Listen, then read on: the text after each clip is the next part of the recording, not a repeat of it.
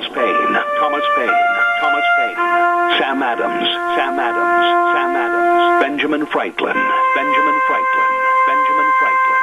These men spoke up for what they thought was right. From their courage came such documents as the Declaration of Independence and the Constitution of the United States. From their willingness to speak what was sometimes unpopular but right, we enjoy such liberties as freedom of speech, the right to keep and bear arms, and freedom of religion. There are those who still wish to oppress our freedoms, and there are still patriots willing to stand up and defend life, liberty, and the pursuit of happiness. Men like Zeb Bell, who honor our founding fathers and what they stood for. It's now time for Zeb at the ranch, speaking up and defending your freedoms. Brought to you by Magic Valley Les Schwab Tire Centers and all of the other great advertisers on the program. And now, Zeb Bell. The great Bambino, Babe Ruth of baseball fame, said these words, and when I read this to you, I want you to really think about these words and how true they really are. You just can't beat the person who never gives up. Think about it. Good morning, everybody. Here comes Kate Smith and God Bless America, followed by a live patriot to give us a jingle and give us the Pledge of Allegiance on this Thursday. Good morning. And a good morning to you and yours, Zeb at the Ranch. Good morning, I'm Zeb Bell, and we're so glad to have you with us. And our major sponsor, your Magic Valley, Les Schwab Tire Centers. All 7 locations are open and serving you with very safe, clean environments and the best in tires. Stop in and see them today. Your Magic Valley, Les Schwab Tire Centers, along with our friends at Burley Physical Therapy and Rehabilitation at 1263 Bennett Avenue, Suite 2 in Burley, helping you get back to being you. And our friends at Greystone Crossing Independent Senior Living, we're going to be talking to them later on this morning at 1221 21st Street in Hayburn. Seniors living the good life with friends. Right now, let's go to the phone line and have our Pledge of Allegiance. Good morning. Good morning. I pledge allegiance to the flag of the United States of America and to the republic for which it stands, one nation under God, with liberty and justice for all. Thank you very much, and I appreciate your call. Nice to hear from you. Stay safe, stay well. God bless you. Thanks, Lorna. God bless you, too. All right. Thank you very, very much. Wow. Let's go to the weather forecast real quick. And our weather, Wheels, you might check some of the dials. We're getting a little bit like that barrel effect again, if you wouldn't mind. K&R Rental brings us the weather. Roger and the crew at 256 South, 600 west of Hayburn. And the best of tools and equipment for what you need to get done. And I don't know if they got any rowboats over there or not with all the water that's been falling, but I'll tell you what, they've got all the power rakes, all the garden and lawn equipment, all the rototillers, everything for your spring needs for the garden, the lawn, etc. They can help, they will help. For both long and short-term rental on the best tools and equipment, you bet. K&R Rental, 256 South, 600 west of Hayburn on the Burley Paul Highway. Can't miss them. Right now, here's Gina with the weather. We will see a little bit of sunshine for today and more rain showers for tonight. Here's a look at your weather forecast. We are expecting increasing clouds for today. Winds could gust as high as 28 miles an hour, and we are expecting a high of 62. Tonight, rain likely mostly before midnight, mostly cloudy skies with a low of 42. Tomorrow, more rain showers, about a 70% chance. We are only expecting a high of 46. Mostly cloudy skies for tomorrow night with a low of 35, so you might want to cover up those vegetables if you have them planted. For Saturday, mostly sunny skies with a high of 60, and then for Sunday, sunny skies and a high of 64. That's a look at your weather for Zeb at the Ranch. I appreciate it, Gina. Thank you very much. And Roger and the crew at K&R Rental are welcoming you to come on by. And don't forget, they've got all the rental of the best tools and equipment you need. And if you have questions before you drive over there, just give them a jingle at 678-3122. K&R Rental on the Burley Paul Highway. You give them a jingle or stop in today.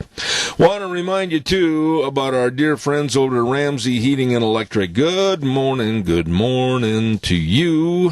And They've been in business now for almost 7 decades. Wow. I mean, that's amazing. All your heating, cooling, and electrical needs. They've got all your air conditioning filters. And the slogan is true. They provide warm winters and cool summers with the best of people, most knowledgeable people serving you at 2600 Overland Avenue in Burley. Number to call, 678-0459. Ramsey Heating and Electric. You get a hold of them today. Before we take any calls, before I do anything this morning, happy birthday wishes go out to a lady that has been so supportive of this program. I hope she's listening this morning. And she was a stalwart at our lunch bunches for a lot of years. And she's home taking it easy, I hope, this morning. And everybody is just absolutely waiting on her hand and foot. And we wish Rosa Goff a very happy 95th birthday. Happy birthday, Rosa. We love you on behalf of Zeb and Goober over here at Zeb at the Ranch. Many more. God bless you. Happy 95th birthday, Rosa Goff. Lovely lady. Caller, good morning. You're on the air. Good morning, Zeb. You know, my day was going perfect till late yesterday afternoon. My wife's hairdresser sent a text, and usually my wife and I go at the same time while my wife's getting her hair washed and permed while it's drying, while I'm able to get my hair cut, and it works out wonderful. Ain't going to be so today. It's going to be one person at a time. No one else is allowed. You got to wear a mask. You got to do this. You got to do that. Governor Lowell, I wish you could listen to how mad the people of Idaho are at you, because it's up to you to make sure we survive this. Why do we have to take a hairdresser like the one I've got and cut her income in half because she can only work half of the time, because the other part, she's waiting for the other customer to get there and this and that and the other. There's no waiting there. Yeah. This is just... Well, okay, whoa. I'm not going to let you rant and rave on, Keith, and you know I can't, time-wise. So let's just talk, let's analyze it the way it is. Number one, I'm making an assumption here, and tell me if I'm wrong. Are there a lot of other people waiting in the waiting service area for the next person to finish their hair? I mean, is there a large waiting room with a lot of people there?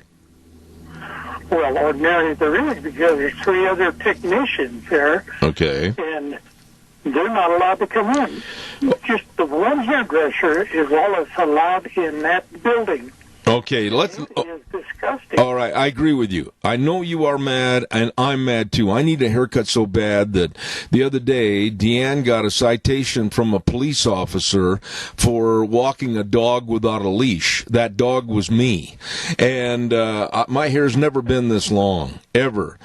If a husband and wife go in to get their hair cut, I don't see any sense at all, because that's your wife, that you can't wait and have your hair done at the same time. That makes no sense to me at all. I'm totally on your side. Totally on your side.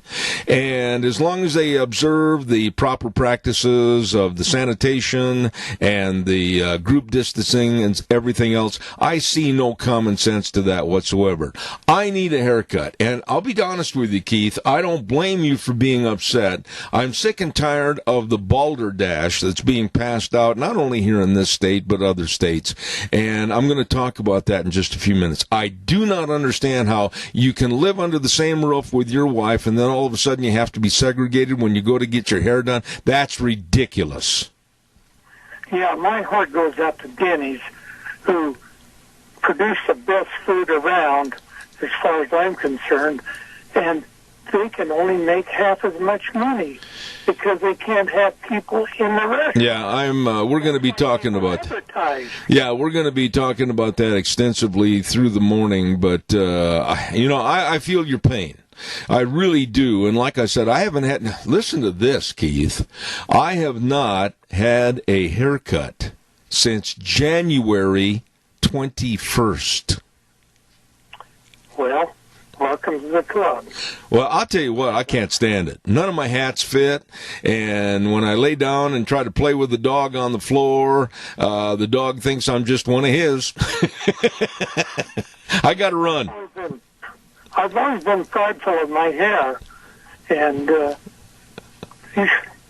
I wish the governor would come and talk to his people instead of hiding under his desk. Well, I will say this, and you make a point there, and it goes to all politicians, and I don't care whose toes I step on. It's not up to me, nor should it be up to me, to chase down a Mike Crapo or a Jim Risch or a Mike Simpson or even the governor. They should be calling. They should have, through their PR staff, they should have people calling and saying, do you have room to have the governor on for a few minutes, or do you have room to get Mike Crapo on for a few moments?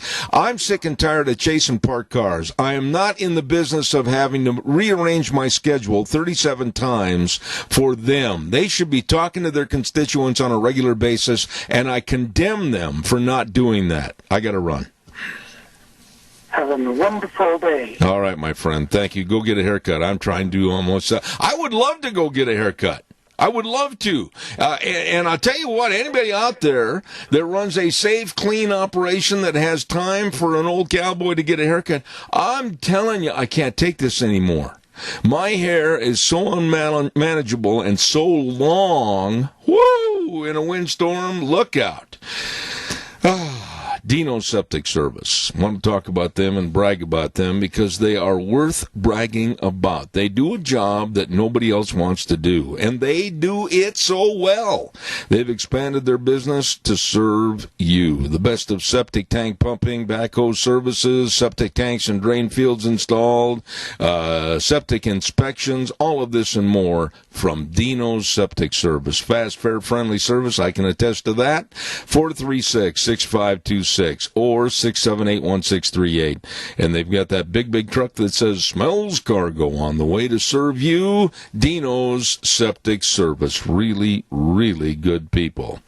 Calls are welcome. 436-2244, 1-866-927-4587. By the way, I also want to put this out there because essentially the balloting doesn't quit until ballots must be in on June 2nd. Kent McClellan of Minidoka area wants your vote again to be the Minidoka County Commissioner. Here's a guy that absolutely served 9 years on the Paul City Council, 10 years as Minidoka County Commissioner, and wants to continue on the Mini-Cassia Veterans Board as an advisor and liaison with the county. He was not a vet, but I'll tell you what, he serves those that were. You better remember, vote for Kent McClellan for Minidoka County Commissioner, and this ad paid for, of course, by John A. Burt Stevenson. All right, calls are welcome and appreciated. 436-2244, 1-866-927-4587. I'm just going to come out and say that I would not chastise, I would not disapprove, and I certainly wouldn't criticize anyone for just saying, we're going to open up the business today. We're going to open it up and defy all the orders and go and open our business today. There are so many people that are going broke. There are so many people that, honestly, the desperation, the despair, the worrying about whether they're going to have food on the table to feed their kids or have enough money to pay for their education or buy shoes. Enough. I know I'm going to wrinkle some feathers on this, but that's fine. I'm not in this business to make friends with everybody. Enough of the closures. Enough of the threats of criminal punishment for operating your legal business. I'm 72 years old. I never thought in America someone that is trying to pay their taxes, someone that is trying to pay their bills, someone that is trying to reach goals of attainment for their future and for their retirement, someone that's doing everything right by working hard and being a good American citizen, they would absolutely be arrested arrested for opening up a business and trying to make a living. While down the road, a half a mile, in many, many instances, the big box companies are open and doing well with not even a tenth of the sanitary conditions or advisories of watching out for the coronavirus. This is total idiocy. I mean, when you start talking and arresting people for walking on a beach, oh, we caught you on the beach. You're supposed to stay in the wet sand only. I'm not making this up. And if there's anybody out in the audience that goes, oh boy, listen to that redneck lunatic, he's making all this stuff. No, I'm not. This is all bona fide fact. In California, they got a rule and an edict that you can only walk on the wet sand on the beaches. And I made the point the other day, and I've asked a lot of people, how in the, watch it, Zeb, how in the heck can you get to the wet sand if you don't cross the dry sand? Okay, all you brilliant lefties out there, answer that question. And so people get arrested for walking on the beach. People have been arrested for attending their church of worship on Sunday mornings. Pastors have been removed from the pulpit. In America? Enough of letting this idiocy take control of our lives. I mean, and speaking of the churches, where are the brave pastors and church leaders? Where are those that are going to look at our Constitution and our amendments and our First Amendment especially, that the government can't do this? And you can't have some governor sitting high on a hill dictating this. I don't know. I've had enough. I'm so frustrated. And an op-ed in the New York Post magazine or newspaper this morning said, "Stop the shutdowns. End them now." This is one of the largest newspapers in the country, in the largest city. A city that's been devastated, and it's like a ghost town. Have you seen some of the camera angles depicting what the street conditions are in New York City? There's nobody there. There's nobody there. It is a ghost town. And the loss of money and income and total despair, people are in desperation, and they've attributed now to where the loss is up in the trillions of dollars. And many people are not going to be able to come back. They're done. They're toast. You surely must have thoughts on this. Surely.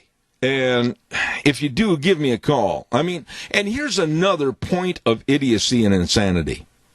And you got to raise your eyebrows a little bit, not as high as Nancy Pelosi's, but you got to raise them up.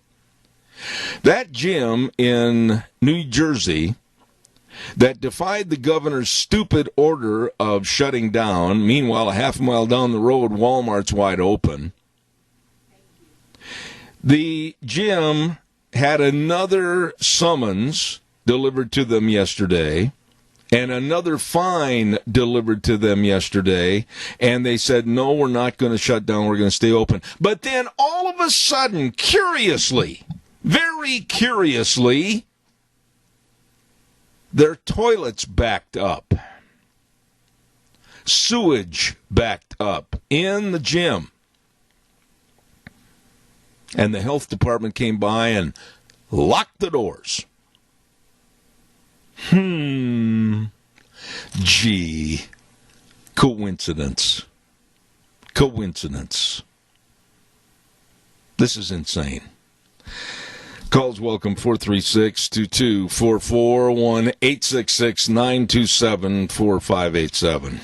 Yeah, I mean, like if the governor wants to call me right now on this program, he's more than welcome. I'll kind of move everything out of the way to make room for him.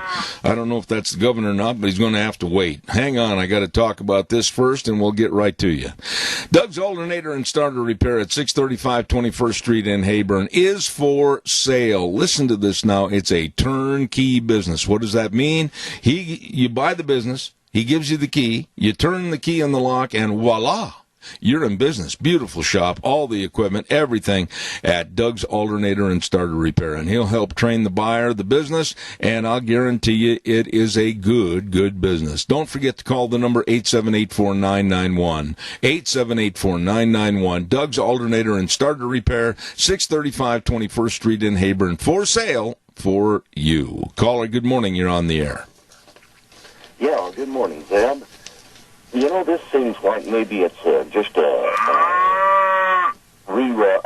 dress rehearsal for what is to come. And if they see they can lock us down with this, they can do this anytime, and they will. This is not going to be the only time. It'll happen now for quite a few times probably. And they've locked up our forest. We can't go here. We can't go there. They put boulders in the road.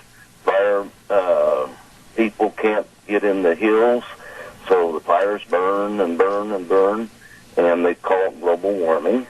And then one more thing, they'll kill 600,000 babies a year, but nothing's done to stop that. That's what I want to say this morning. You know, I want you to stay on the line just for a second. Caller number 2, I'll be right there.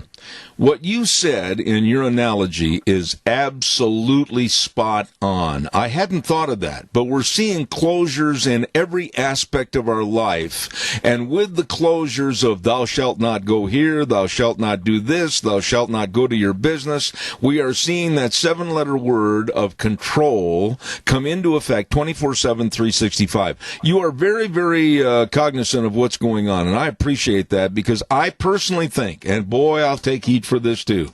We need to say, and pardon the expression, sir, I don't want to offend anybody with my verbiage, but we need to say to hell with these politicians that are trying to run our lives and put the Constitution back in the proper context of we the people. Well, people picked up their guns in Michigan and other places. But at what point do you use those guns? At what point did they, in our revolution, what point did they decide they wanted to use guns? And are we to that point? I will never on this program, and I think you can understand why, I will never be an advocate of violence and possible hurting someone or anything worse. Never. But I will say that we are at a point of complete civil disobedience with the rules and regulatory means and methods that have been put on us, not just because of the coronavirus pandemic, but other issues that you already alluded to with the closures of our public lands and certain areas, etc. I totally agree with you. And I am, like many are coming out and saying, even federal judges that have their heads screwed on straight, they're saying it's time for a lot of civil disobedience to go back to, these are the key words, go back to the Constitution of the United States of America. And there you go. There you go. Just go by your Constitution. Give me my rights. I'll give you your rights. There you go. I mean, how simple can it be, caller? How simple can it be? If we abide by the Constitution that should be the beacon on the hill for all of us, how wrong can we be if we try to abide by that? Well, that was set up by apparently a lot smarter men than we have in Washington now, and it has worked for a couple of 100 years more, and there's no reason to change it. There's no reason to not abide by it. There you go. I really want to compliment you for your thoughts this morning. Thank you for calling in. Thank you, Zeb. You have a good day. God bless you, man. Thanks. Caller number 2, you're on the air. Thank you. Yes, sir. That man was right. Spot on. Spot on. And I think the American people are starting to wake up because these blue states and what they're doing to their people, and their people are starting to revolt against them, I'm thinking they're probably going to turn red. You know, Doug, I'm thinking the people said enough with this Democrat Party because all they are is control and control and control. Yeah. I think they're going to start voting Republican, which the Democrats are shooting themselves in the foot and don't realize it. They are using this pandemic and this health supposed crisis to further and gain control of power, further and gain control of money, further and gain control of circumstances that they want to get through with their own agenda. And if we don't stop this dead in its tracks, we're toast. I mean, when you start talking about the ruination and elimination of the First Amendment, also going down to the Fourth Amendment, or for that matter, the entirety of the Constitution, when are we going to get a backbone? When are we going to have like the picture of American Gothic with the husband and wife standing there with a pitchfork, only turn the pitchfork and stick it in the rear end of these politicians? Exactly. And one thing we need to keep reminding these politicians, they're not our leaders. They're our representatives. Of our voice. Exactly. And if they don't do what we want, it is time to get rid of them. You know, I'll go back to what I said a little bit ago, and you and I have talked about this on a private nature and then also on the air. I don't feel that I should have to chase down politicians that are working out of my pocket money and your pocket money. We elected them, we pay them. I don't feel we have to chase them down to find out what they're doing, why they're doing it, and how come it's happening. They should be calling us to beg for time to tell their constituents what in the world is going on. Exactly. It's time to put our politicians on their picture on a milk carton. Yeah. I don't care if it's Mike Simpson. I don't like Mike Simpson. I think he's wrong on a lot of issues, and I'm going to come right out and say it. We've had our words, and I still think that he has absolutely not served the public by trying to call and give his viewpoints and why things are happening. He's eliminated that. Mike Crapo used to be available. Oh, well, then we had this problem, and then we had this problem. He had to go to this meeting. No. You should be calling in and finding time through your public relations department and your PR people to find out what time are available so you can come on and talk to your constituents. I shouldn't have to chase them down and then when they're due for the airtime have them say, well, I'm sorry, they had to reschedule. This is bogus. Yeah, and which one's back there, the head of a committee for foreign relations? Is that Risch or Crapo? I can't remember. I believe it's Risch, yeah. Risch. Where in the hell is he? Oh, well, that's a good question. He called any of those State Department employees in that have lied to Congress, that even coached that one gal on what to say if the question come up on Hunter Biden and Burisma. Yeah. Why hasn't he talked to them? Where is he? Mark my words that in very short order, a matter of weeks, literally, they are going to be clamoring to, perhaps through their funding and their checkbooks, buy ads on any and all radio programs stating, boy, I sure would appreciate having your vote again. I've done this, and I've done that, and I've done this, and I've tried to accomplish all that. And you know what? Some of these guys I will not allow on my program, even if they want to buy the ads, because I'm sick and tired of their lack of performance to serve the public and give the public information. I'm not going to take their advertising because of a total disregard for their constituents. I appreciate your stand, and I'll stand right beside you, buddy. But they need to get back. They are representatives of us, not themselves. Bingo. Doug, appreciate your call always. In regards to the seniors, let's all support our seniors. Exactly. I know we can't go eat there right now, but let's get a hold of the governor and let's tell him, say, hey, you shut the senior citizens down. What are you going to do to help them survive? That's right. Bingo. I've got thoughts on that, and you and I need to get together and talk about that on a personal level because I think we need to do something. I'm fed up with the way it's being handled. Thanks, Doug. He's gone. Okay. Caller, I'll be right there, I promise. You're next on the call sheet. I want to remind you, Denny's restaurant is open. They are open, and they want your business. Yes, social distancing inside the restaurant, but the food is great. The people are phenomenal. Thomas, Michelle, the whole staff. And I've got a personal stake in this to the point where they've been so good to this program, I urge you to stop in and tell them I told you to go. At 611 North Overland and Burley, Denny's Restaurant. Menu choices, breakfast, lunch, and dinner, anytime, all the time, all the desserts. Please, let's support these businesses. Keep them rolling. Denny's Restaurant, America's Diner at 611 North Overland in Burley. You stop in and see them today. Caller, thank you.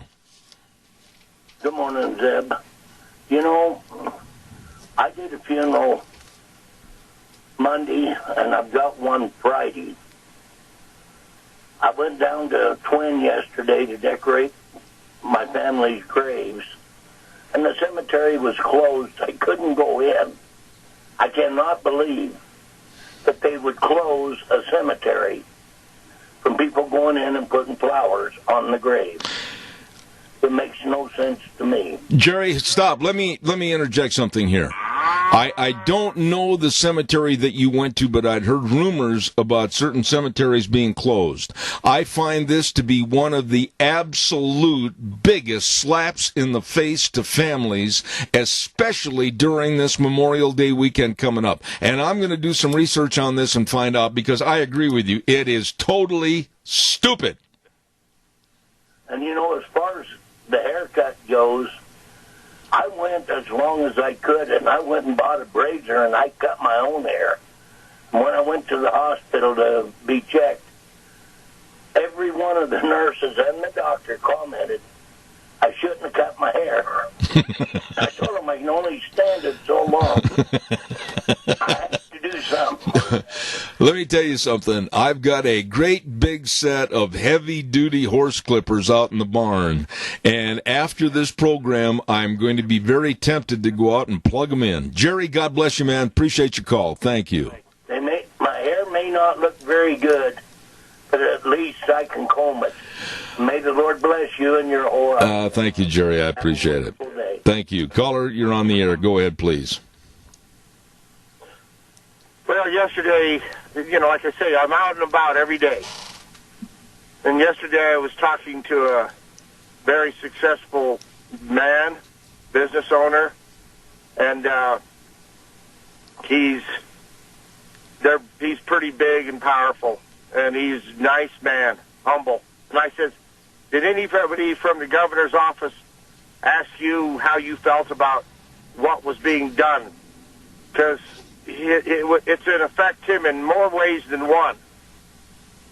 And he says, no, not a word. No, nobody even cared. And so whether or not it's farmers and ranchers, dairymen, and, you know, I talk to him every day. And I don't know who he consulted. Who is he listening to? It's just like what Keith was talking about this morning, and how upset Keith was, and how illogical, and how stupid this is. You know, when I went to the funeral, everybody gathered in the foyer, and we were all together, and nobody wore a mask, and if you were concerned, I guess you just shouldn't, you know, you must stay out or stay away or whatever. But everybody just acted normal, because humans like to be together. They like to hug. They like to shake hands, and they like to converse. They don't want to stand 6 foot apart and try to talk to each other. Well, hold on a minute. I don't want you just to ramble, because I've got time as a factor, and I appreciate your comments. Explain to me in 30 words or less the sanity or insanity of closing down a cemetery. Help me on that one. I don't know. It's so stupid. I do not know why or how they would even consider it, and why somebody would want to, if you were there and you were the one enforcing the gate at the cemetery, you'd say, well, it's just you and your, you know, whoever. Go ahead. It's all right. Yeah, my wife and I, and I'm going to tell you something. If somebody's there, I'm going to break the law. My wife and I are going to take flowers to her parents' grave. That's just the way it is. And I'm going to go and use and employ any means possible to get to that gravesite, because this is Memorial Day. And they mean a lot to us and have meant a lot to us. And I'm absolutely repulsed by the fact that Memorial Day A day that we should bow our heads in prayer and thank those that have gone on before us for all they've done and all they tried to do. I'm not about to sit there and say, oh, well, we'll just recognize it next year. That is total baloney to me. Well, like I said, during this week, I've run into farmers who are they're so upset, they're so worried. And so what happened is, I spoke to Keith last night, and his language was more colorful over the phone than it was on this station. And so, when I got done talking to Keith last night, because I was sitting on the couch, and I was furious. So this morning he calls in, and I go, I'm done. So I've called the governor's office so many times, 334-2100, that it's like I'm talking to a post. I know. Forgive me. No, I understand what you're saying. On a live one, and I just told her, not has he talked to any farmers, ranchers, dairymen, anybody I know of. I says, here you got an elderly man in his 80s. I guess Keith is close to 80, and his wife, and they won't even let him in the thing together. I says, how is it that the salon owner's going to survive? And why would you separate a man and his wife? There you go. Randy, always, I appreciate your comments. We may not agree all the time, but I want you to know I'm spot on with you on this one. I'm frustrated, and I'm sick and tired of the lunacy going on. Thank you so much. You bet. Bye. God bless you, man. Thanks. I tell you what, closing down is, please, somebody out there in radio land that wants to just chastise me, go ahead. Have the backbone to call the doggone number and explain to me why we can't honor our loved ones and honor those that have died in the military serving us on Memorial Day. Why are they closing cemeteries?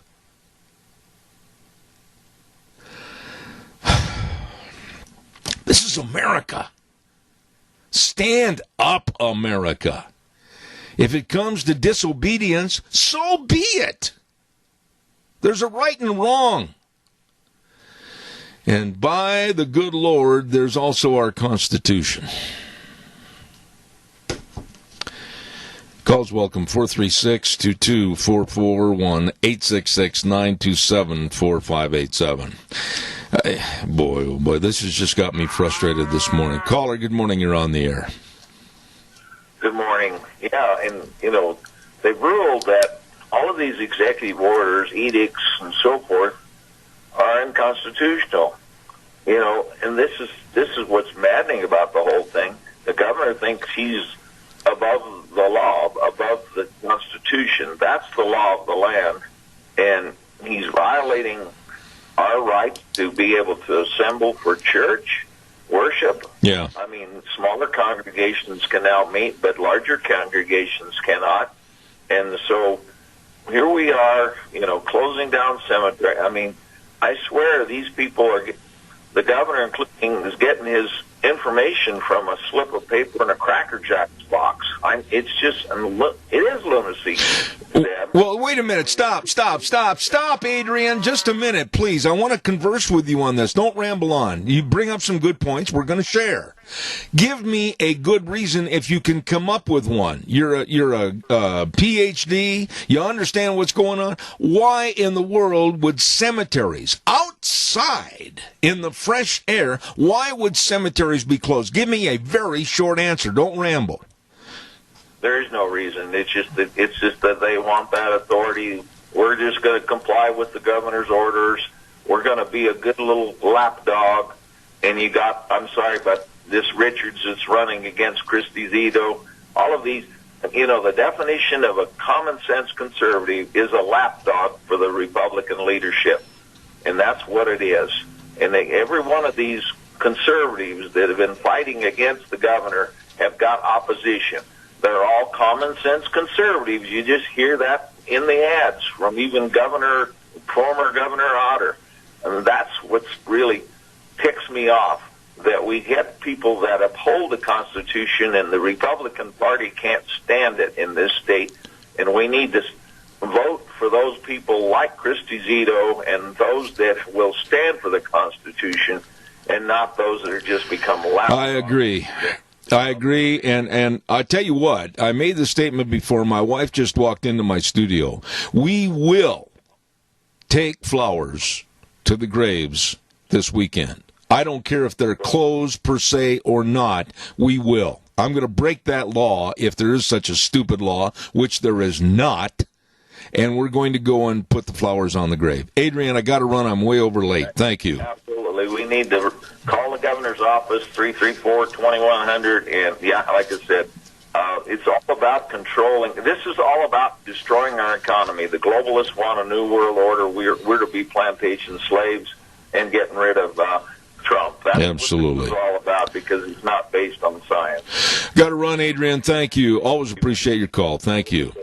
Got to get to the weather forecast, and the weather, of course, brought to you by Mount Harrison Audiology and Hearing Aids. And, of course, they are always there to serve your hearing health. Absolutely providing expert diagnostic testing combined with the best technology to help you and your hearing. They're right behind the Minidoka Hospital across from the emergency room, and the number to call, 312-0957. That number again, 312-0957 for the best, helping you, Mount Harrison Audiology and Hearing Aids. And right now, here's Gina with the weather. We will see a little bit of sunshine for today and more rain showers for tonight. Here's a look at your weather forecast. We are expecting increasing clouds for today. Winds could gust as high as 28 miles an hour, and we are expecting a high of 62. Tonight, rain likely mostly before midnight, mostly cloudy skies with a low of 42. Tomorrow, more rain showers, about a 70% chance. We are only expecting a high of 46. Mostly cloudy skies for tomorrow night with a low of 35, so you might want to cover up those vegetables if you have them planted. For Saturday, mostly sunny skies with a high of 60, and then for Sunday, sunny skies and a high of 64. That's a look at your weather for Zeb at the Ranch. Thank you, Gina. And again, a reminder that these folks really know, they really care, and they can help your hearing. And that's, of course, Dr. Pickup and the staff at Mount Harrison Audiology and Hearing Aids. Number to call, 312-0957. Wonderful people serving you. Caller, thank you. You're on the air. Yes, good morning, Zeb. The movement to divide our country has gone full steam ahead. In one camp, we've got the American patriots that want the best for this country. On the other side, we've got most of the Democratic Party and foreigners that are living here want this country torn down. Tony, you're a little bit older than I am, not that much. But why in the world would you even think about closing a cemetery that would extend to Memorial Day? I mean, I had a notice that some were closed. I'm not going to point my finger and name anyone in particular, but if they are closed, this to me doesn't make any sense at all. Please help me on that. It doesn't make any sense. Look what happened a while back in, where was it, New Jersey and New York, where they had all these bodies stashed away in the garage. Yeah. You know, where are the politicians with garbage like this is going on? Well, you've got a lot of incompetent op-ed pieces that have been written in even our local newspaper that are in support of all of us living in a glass bubble, looking to the outside, going, oh, gee, I wonder when the world will be perfect so we can go back outside again. Well, the world is never going to be perfect. The virus is never going to go away. Viruses don't do that. They don't pack their bags and leave Dodge City and never to return again. We're going to have to learn to live with it and not sit there and worry and cry about the what if. We're going to have to realize that on a daily basis, what is. We're going to have to live our lives and try to do the best we can. But closing a cemetery over Memorial Day, you have got to be kidding me. What party is in control of this industry? This is what catches. The Democrats are in control of life and death like this. We're in trouble. Yeah. And if you can't see the projection of how it could be in the future when you let liberal loons take over, boy, it's happening right before your eyes right now. you know all the story about a house divided, so this is where we're at right now. Amen. Tony, God bless you, man. Thanks so much. Okay, welcome, Zeb. All right, thank you. Don't forget our friends at Berry Equipment and Rental Sales, Service, and Parts, 159 West Highway 30 in Burley, 465 Addison Avenue West in Twin, and the Nampa location, serving you with the best of Bobcats, all the shapes and sizes, all the trenchers and the scissor lifts, and, of course, the Doosan wheel loaders and excavators. You know, when you've got a job, a lifting, digging, pushing, carrying, whatever it is, you need the best, and they've got it right there at Berry Equipment and Rental. Once again, in Burley, Twin Falls, and Nampa. You get a hold of them today. Excellent lease rates and, of course, financing programs to purchase Berry Equipment and Rental. Calls are welcome, 436-2244, 1-866-927-4587. We are living in a time that must be addressed and must be observed and stopped. Seriously. We are living in a time of having those that assume that they have more power than you and I, telling us what we can do, can't do, when we can do it, maybe never. It's got to stop. It absolutely has to stop. And I applaud the efforts of looking at any kind of a virus or any kind of a pandemic and saying, boy, we got to do all we can to keep the numbers and the disease rate and the infection rate down. I understand that. But to shut down the greatest country in the world and break it is complete lunacy. Complete lunacy. Calls, I've still got time. 436-2244, 1-866-927-4587. I would say this, that if you have been told that the cemetery where your loved ones are forever, I would urge you to break the law and take the flowers to the cemetery anyway. Put that down. Zeb Bell said that on the radio. I absolutely cannot see any common sense at all in stopping the observance of paying respect to our loved ones and those that have given their life for this country. Caller, good morning. You're on the air. I was at a funeral yesterday, and it was by invitation only for the viewing and the funeral, and we were at the cemetery for maybe 15 minutes. But the cemetery did open for the placement of the casket. So that was here in Burley. And then they closed it again? I don't know. I do not know. You know what I don't like about what you just said, Lorna, and I've got another call waiting, by invitation only. My goodness, have we got to the point in our lives, in our history, in our country, where funerals have to be by invitation only, and the people that are mourning, the people that love that person, the person that wants to show respect for that deceased person, they can't go because they didn't get an invitation? This is complete idiocy. I agree. Well, God bless you for your call. God bless you for your call, Lorna. I'm going to get this other call in real quick, and thank you. You be safe, be well. Thank you so much. Thank you. Caller, quickly, I've got about a minute left. Go ahead. Yes, just a quick question, Zeb. Are they going to be able to put all the flags out here, on 93 north of the interchange here out of Twin? Have you heard whether they're going to be able to do that? I have not heard a word about it. Go and take pictures of it, and are so honored to have done. I have not heard a word about it, but now that you're on the air, what have you heard or anything regarding cemetery closures? I mean, what next? I mean, what's going on here? We even live in our own homes, for heaven's sakes, unless there's more than one of us. We can't do that. Yeah, I mean, what are they going to... You bring up a really good point. Of, oh, well, listen, you got a social distance. Your husband lives out in the garage, and you stay in the house. I've got another call quickly, but God bless you, Adrian, for your thoughts this morning. I'll find out about the flags. Thank you. Thank you. Caller, real quick, short time. Go ahead. Yeah, the cemetery that was closed is the Twin Falls main cemetery, the one with the headstones. Okay. Been there for a lot of years, and there's thousands of graves in that cemetery, and not one flower I could see. Jerry, real quick, fast, because I'm out of time. What is the reason for the closures? You must have heard something.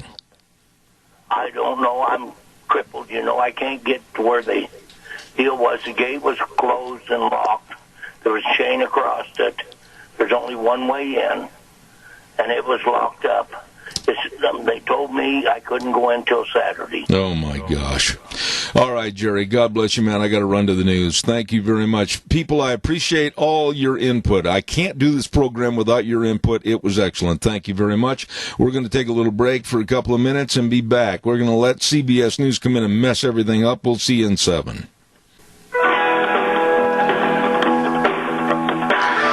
Thank you very much, and welcome back. Zeb at the Ranch on this Thursday, brought to you by our major sponsor, your Magic Valley Les Schwab Tire Centers, all 7 locations serving you safe, clean environments, and the best in tires. Your Magic Valley Les Schwab Tire Centers, along with our friends at Burley Physical Therapy and Rehabilitation at 1263 Bennett Avenue, Suite 2 in Burley, helping you get back to being you. And our friends at Greystone Crossing Senior Living, 1221 21st Street in Hayburn. Seniors living the good life with friends. I want to give you an update as to what we were talking about this last hour in regards to cemetery closures.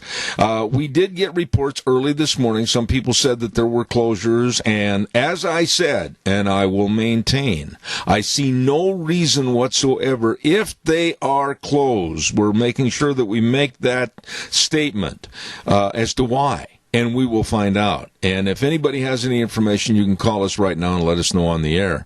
But I think some of this was in response to a letter that was in the paper. I have not read the letter in its entirety. But if you know of anything about cemetery closures over Memorial Day, which I can't understand, like I said last hour, why, with all the closures, people are becoming so frustrated. And we need to know what's going on. So if you hear anything, let us know. That being said, I want you to remember some dear, dear friends of mine, and that, of course, is Hanson Mortuary at 710 6th Street in Rupert with Joel Heward. Very, very nice man, his family and staff at Hanson Mortuary, serving you and your family. That's right, and always providing your family the best of possible support and comfort when there's the passing of a loved one. And always upholding the highest ethical standards with unquestioned integrity. Please remember Hanson Mortuary at 710 6th Street in Rupert. That number again, 436-5636. And Joel Heward also serving you and your family at Morrison Payne Funeral Home on East Main in Burley. Right now, we're going to go to the phone line, and a lovely lady that was so instrumental in helping make the parking lot picnic at Denny's last week very, very successful, and the president and CEO of the Mini-Cassia Chamber of Commerce, Penny Main. Good morning. Good morning, friend. How are you? I am phenomenal and mad. Why are you mad? No, Penny, I don't want to paint you into a corner at all because of the chamber. To me every Thursday. No, but seriously, I won't paint you into a corner. I'm sick and tired of the closures. I'm sick and tired of the control, and I'm also sick and tired of getting many, many calls every day about people that are in such desperation and despair about what they're going to do to make a living. We've got to change this, and I know that on behalf of the Mini-Cassia Chamber of Commerce, you are doing all you can to help them. Well, we are, and it's, I still keep saying this every day, my mantra, if you will, is, it's a great day to be in business in Mini-Cassia. And the truth of the matter is, Zeb, things are happening, and they're happening rapidly here. I mean, every corner you turn, there is new ground being dug, and yes. New projects coming forth, and we're all looking so hopeful to that. And you know, it's caused everybody to be a little weary, that's for sure. And you know, our hope here at the Mini-Cassia Chamber of Commerce is that, my gosh, that we can just stay steady and continue to move forward in a mindful direction. And I think we're ready. I think we're ready to see business flourish again. That's for sure. And you know, there's lots of great news. Restaurants are now opening up, and things are getting ready to happen. And so I think, in spite of it all, I know in the Mini-Cassia area, especially, people here are strong and they're resilient. And I have complete confidence that they're going to dig in and dive in and make this place come back looking like it was a few months ago. And I mean, I just have full confidence in that. The Chamber of Commerce is here to help if there's any way we can help you. All you have to do is call us, and if we can't help you, we'll try to connect you to the people who can. I want to compliment you on the air. I have already, but I'll say it again. I don't recall that many people in your position that would have taken the time like you did last Thursday to stand out in rather chilly conditions and help at the parking lot picnic at Denny's. You, and I forgot the name of the lady that works with you. I forgot her first. Lorena. Thank you. And God's blessings, it was highly successful at Denny's Restaurant, America's Diner. Thank you. Well, listen, again, you know, I've said this the last couple of weeks. That was not my idea. That was your idea. And it was a great turnout. We got a little pushback from some of the local neighbors saying all that car honking and pickup honking was a little loud, but that made us even prouder, didn't it? It was great. And I didn't realize, I was talking to Lorena later. I mean, I know you've done a lot of these, you know, and I've been to a couple of them over the years, but I had no idea really the response to that. I was so pleasantly surprised about the amount of folks that showed up. And again, that's one of the great things about the Mini-Cassia Chamber of Commerce.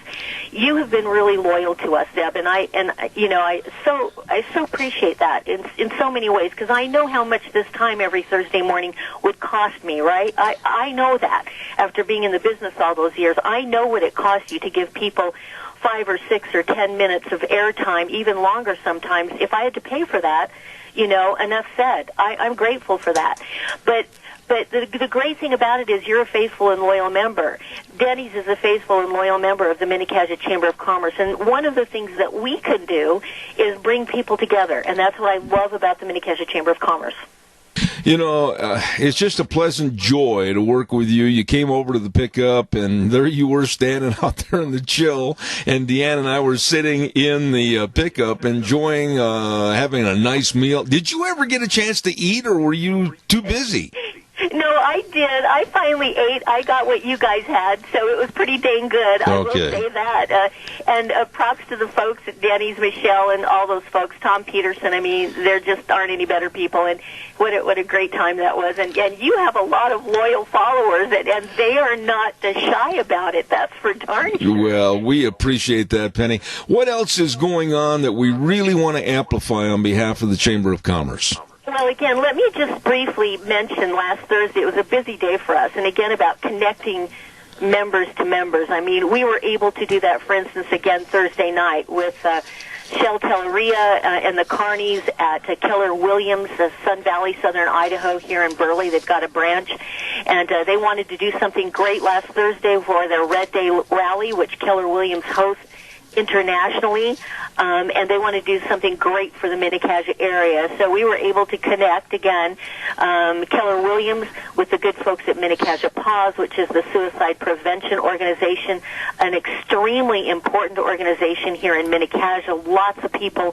have really made a big commitment to this project, and we had a little drive-through rally, not dissimilar from what we did at Denny's, but people dropped off donations, and within a couple of hour time frame, the good folks of Mini-Cassia donated over $2,000 in a drive-through drop-off donation situation to benefit Mini-Cassia Pause. And there were food trucks out here, and it was just a great evening to see people really come together for something good. And that's, again, my point is we really can connect people. That's one of the advantages we have here at the Chamber of Commerce. And if there's a way we can connect you, meaning those of you out there, if you'd like to talk to us about becoming a member, we'd love to have you on board. You can call us here at 679-4793 or shoot us a quick email at president@minnecajuachamber.com. We would love to have you be part of our team. Oh, I tell you what, I'm excited about what you're doing over there at the Minnecaja Chamber, and I've been so excited every week to sit here and come up with these trivia questions and put you on the spot. And I'm going to be, you're down 2. You're like 5 and 7 right now, and I'm going to give you one that's going to draw you closer to almost 500. And this is a slam dunk. You can't possibly miss this one. Okay.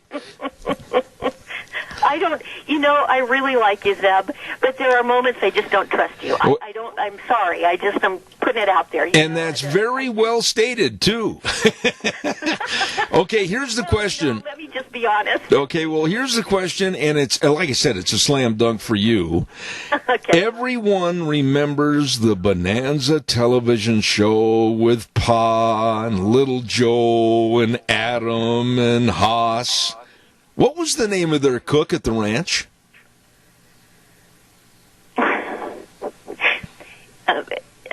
Could I have another question, please, or could I call a friend?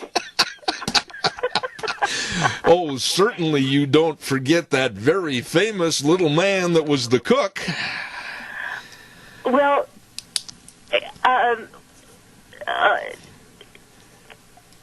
I know you're going to... It's not Festus, right? No, that was on Gunsmoke. And I'm proudly to say that your question answering ability has gone to 5 and 8 because the man's name was Hop Sing. Oh, I forgot. Yes, the Chinese. Yep. Yes, the Chinese. Well, I remember that now. So, okay. So, all right. So, are we finished, or? Yeah, we're toast. Yeah, no, I'm toast. You win again. Hey, listen, have a great week. If there's some way that the Minnecaja Chamber can help you, please let us know. Be safe out there this weekend, by the way. I know lots of people are going to be out and about for Memorial Weekend, but again, just be mindful of your neighbors, and let's try to move forward this state. We need it to. God bless you, and don't forget, call 555-1212, and Hop Sing will deliver lunch to you, Penny. Okay, I won't do that.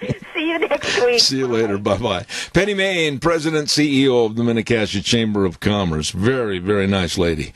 Don't forget our friends at Let's Ride. Oh, get your motor running. Let me tell you, they've got all the side-by-sides and the four-wheelers and rebates on those, too.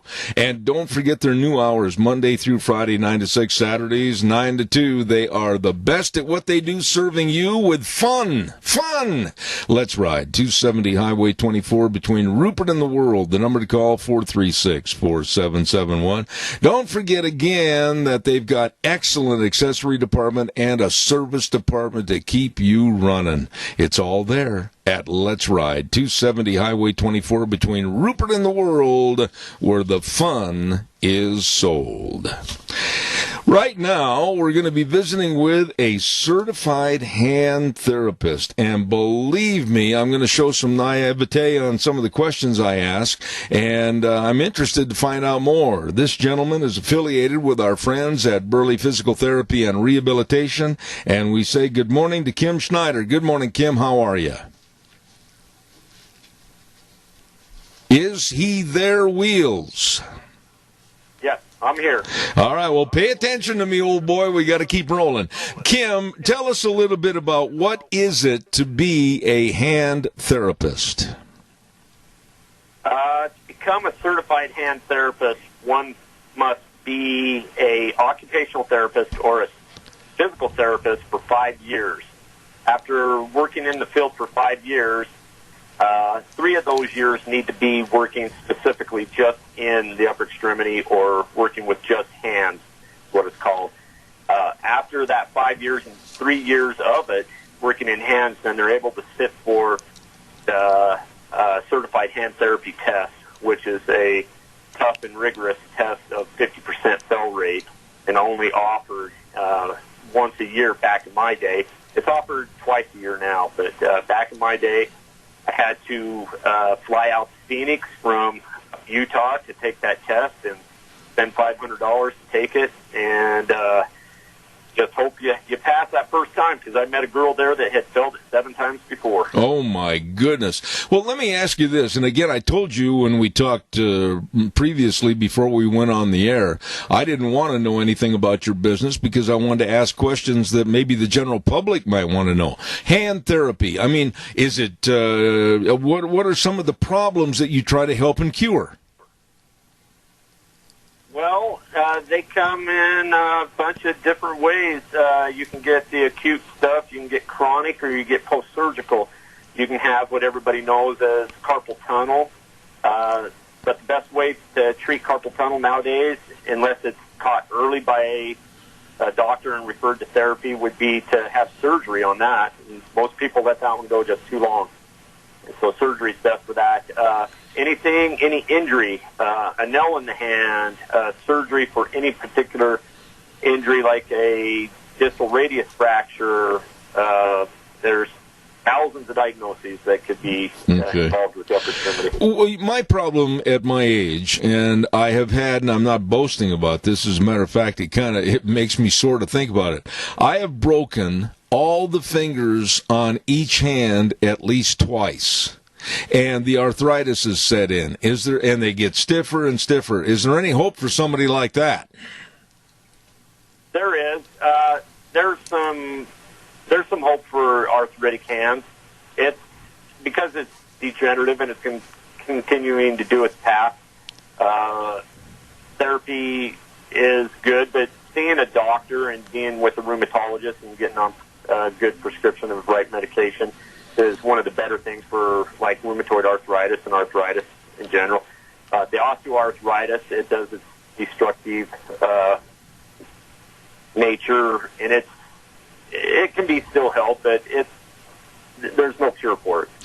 Without our hands, I think, Kim, it goes without saying, we really have got a lot of trouble in River City. I mean, our hands are a God's blessing, the way He designed us and everything. And you, as a certified hand therapist, you might be the man if we want to keep things going with our job and the way we do things for maybe hobbies and that type of thing. Thank you. I agree 100%. Our hands are our tools. Without our hands, we can't get anything done.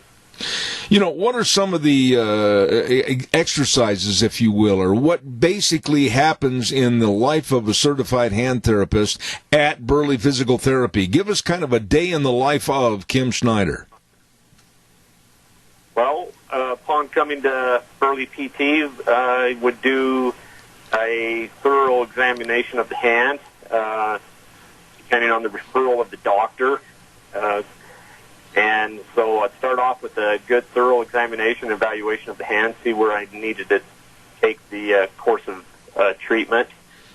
From there, depending on their diagnoses, is where I'm going to focus. If it's loss of range of motion, then I'll focus on increasing the range of motion, increasing their strength, decreasing their pain, decreasing their sensitivity, because with an injury, often within the hand, you can get hypersensitivity of the hand.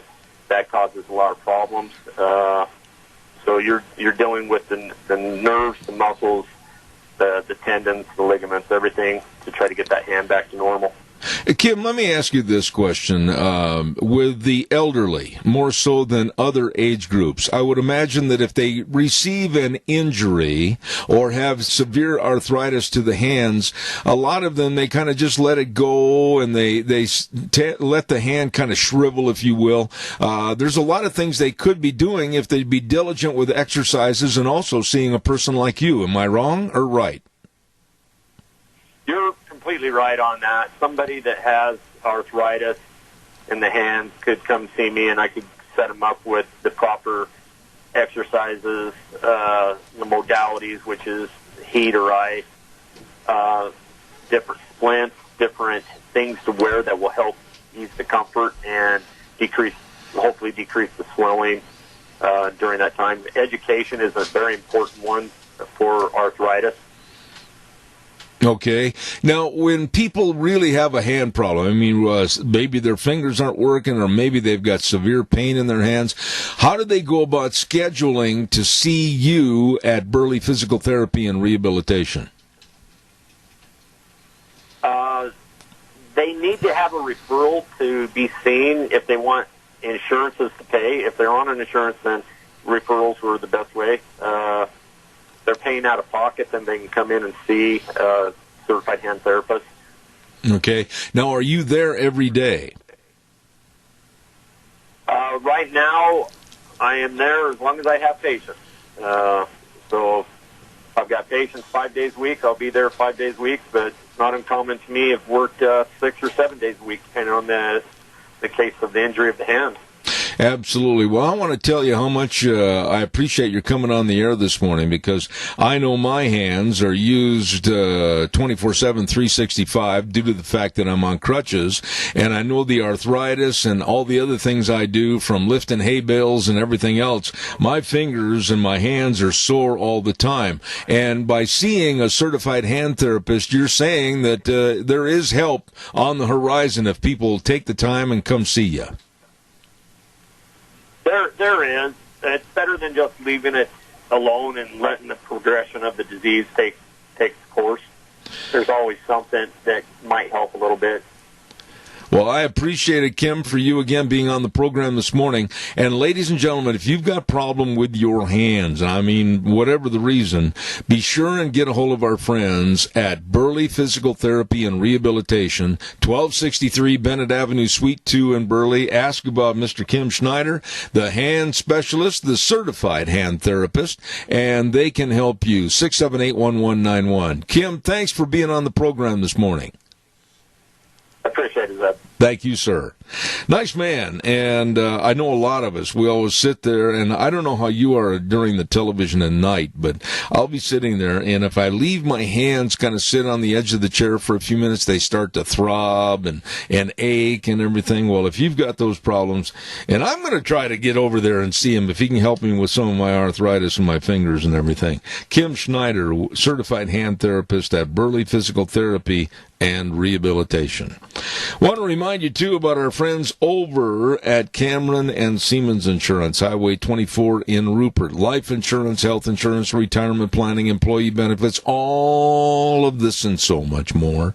They are really dedicated and responsive to your needs. I urge you to call the number.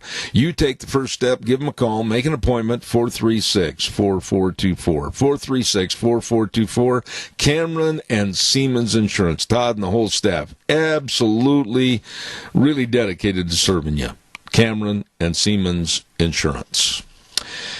Oh, boy, in just a few minutes, we're going to have Craig Cecilio on our program, and we're going to be talking about small businesses and the problems that are going on right now, trying to keep them in business.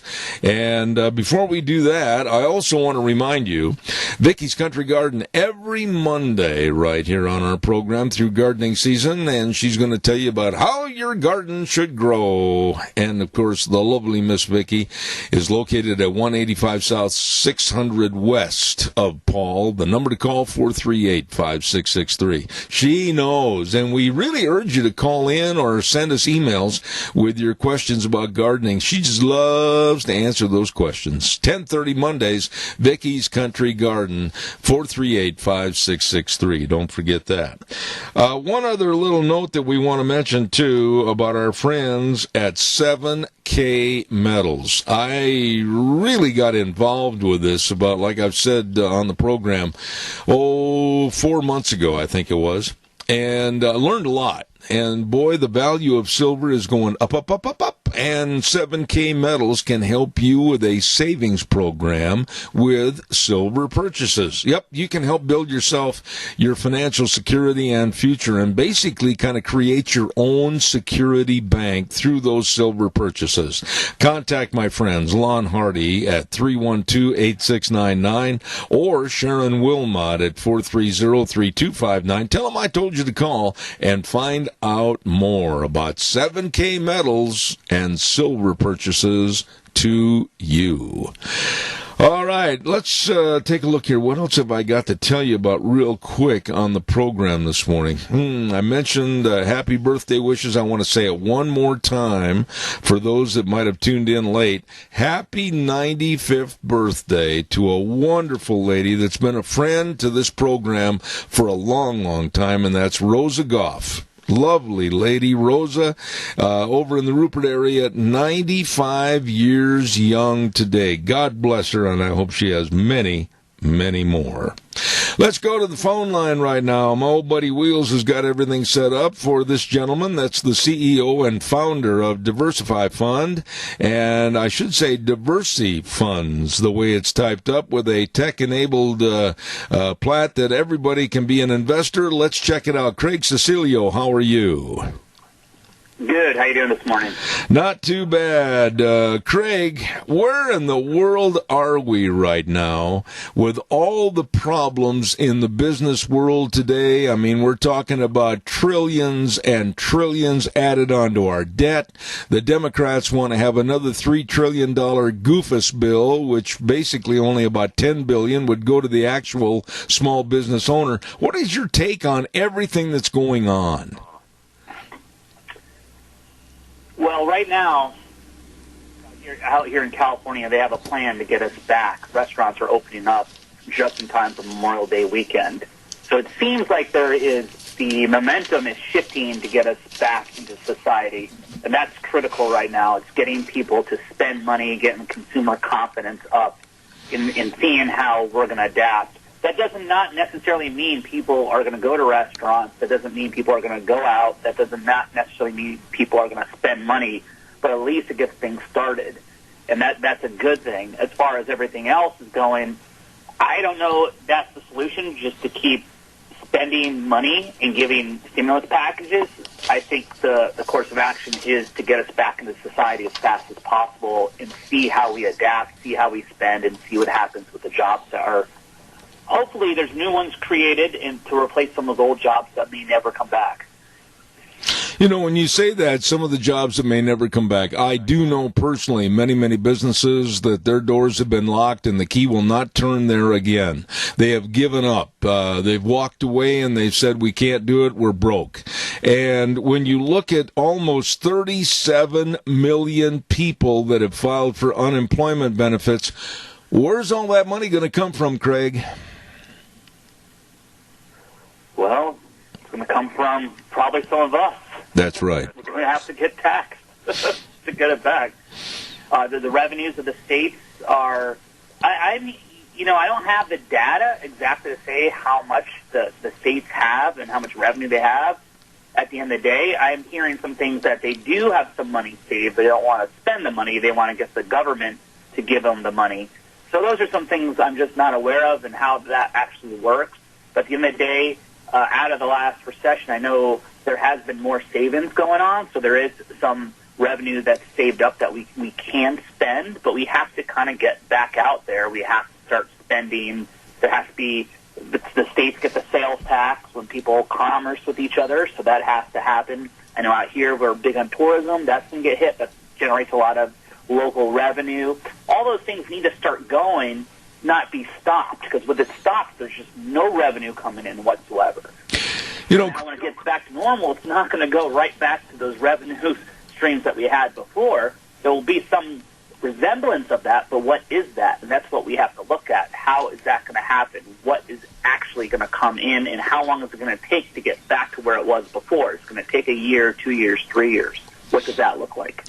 You know, okay, well, I don't want to be the prophet of doom and gloom, but I want your honest appraisal of this.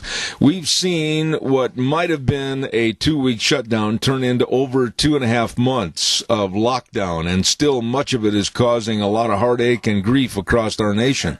What happens all of a sudden if this virus, which is never going to go away, let's be honest, viruses don't just leave Dodge City. What happens if we have a surge and a comeback, and all of a sudden some of these powers that be say, well, we're going to shut everything down again? I don't think this country and our economy can take it. Yeah, we're not going to be able to take that to be shut down again. I don't think people are going to stand for it. And now it's politicized. And so if they do shut us down again, they will suffer in the polls. They will not get reelected. So I think they're incentivized to keep it open. I think people have had enough, and they're willing to accept the consequences of us staying open. There needs to be some middle ground here. I think everyone's understood that there has to be more of a middle ground. I think most people are against this lockdown right now, and they want to get back into it. And most people want to see a better plan than they have. Yeah. And it's way extreme, and it's about time that we start kind of getting back out there. Craig, let me ask you this. I think the government has basically babied, if you will, a lot of the unemployed and are giving them benefits that actually in the long run are going to create more of a stay-at-home atmosphere. Don't go to work. I can make more money on welfare and not working. How do we overcome this?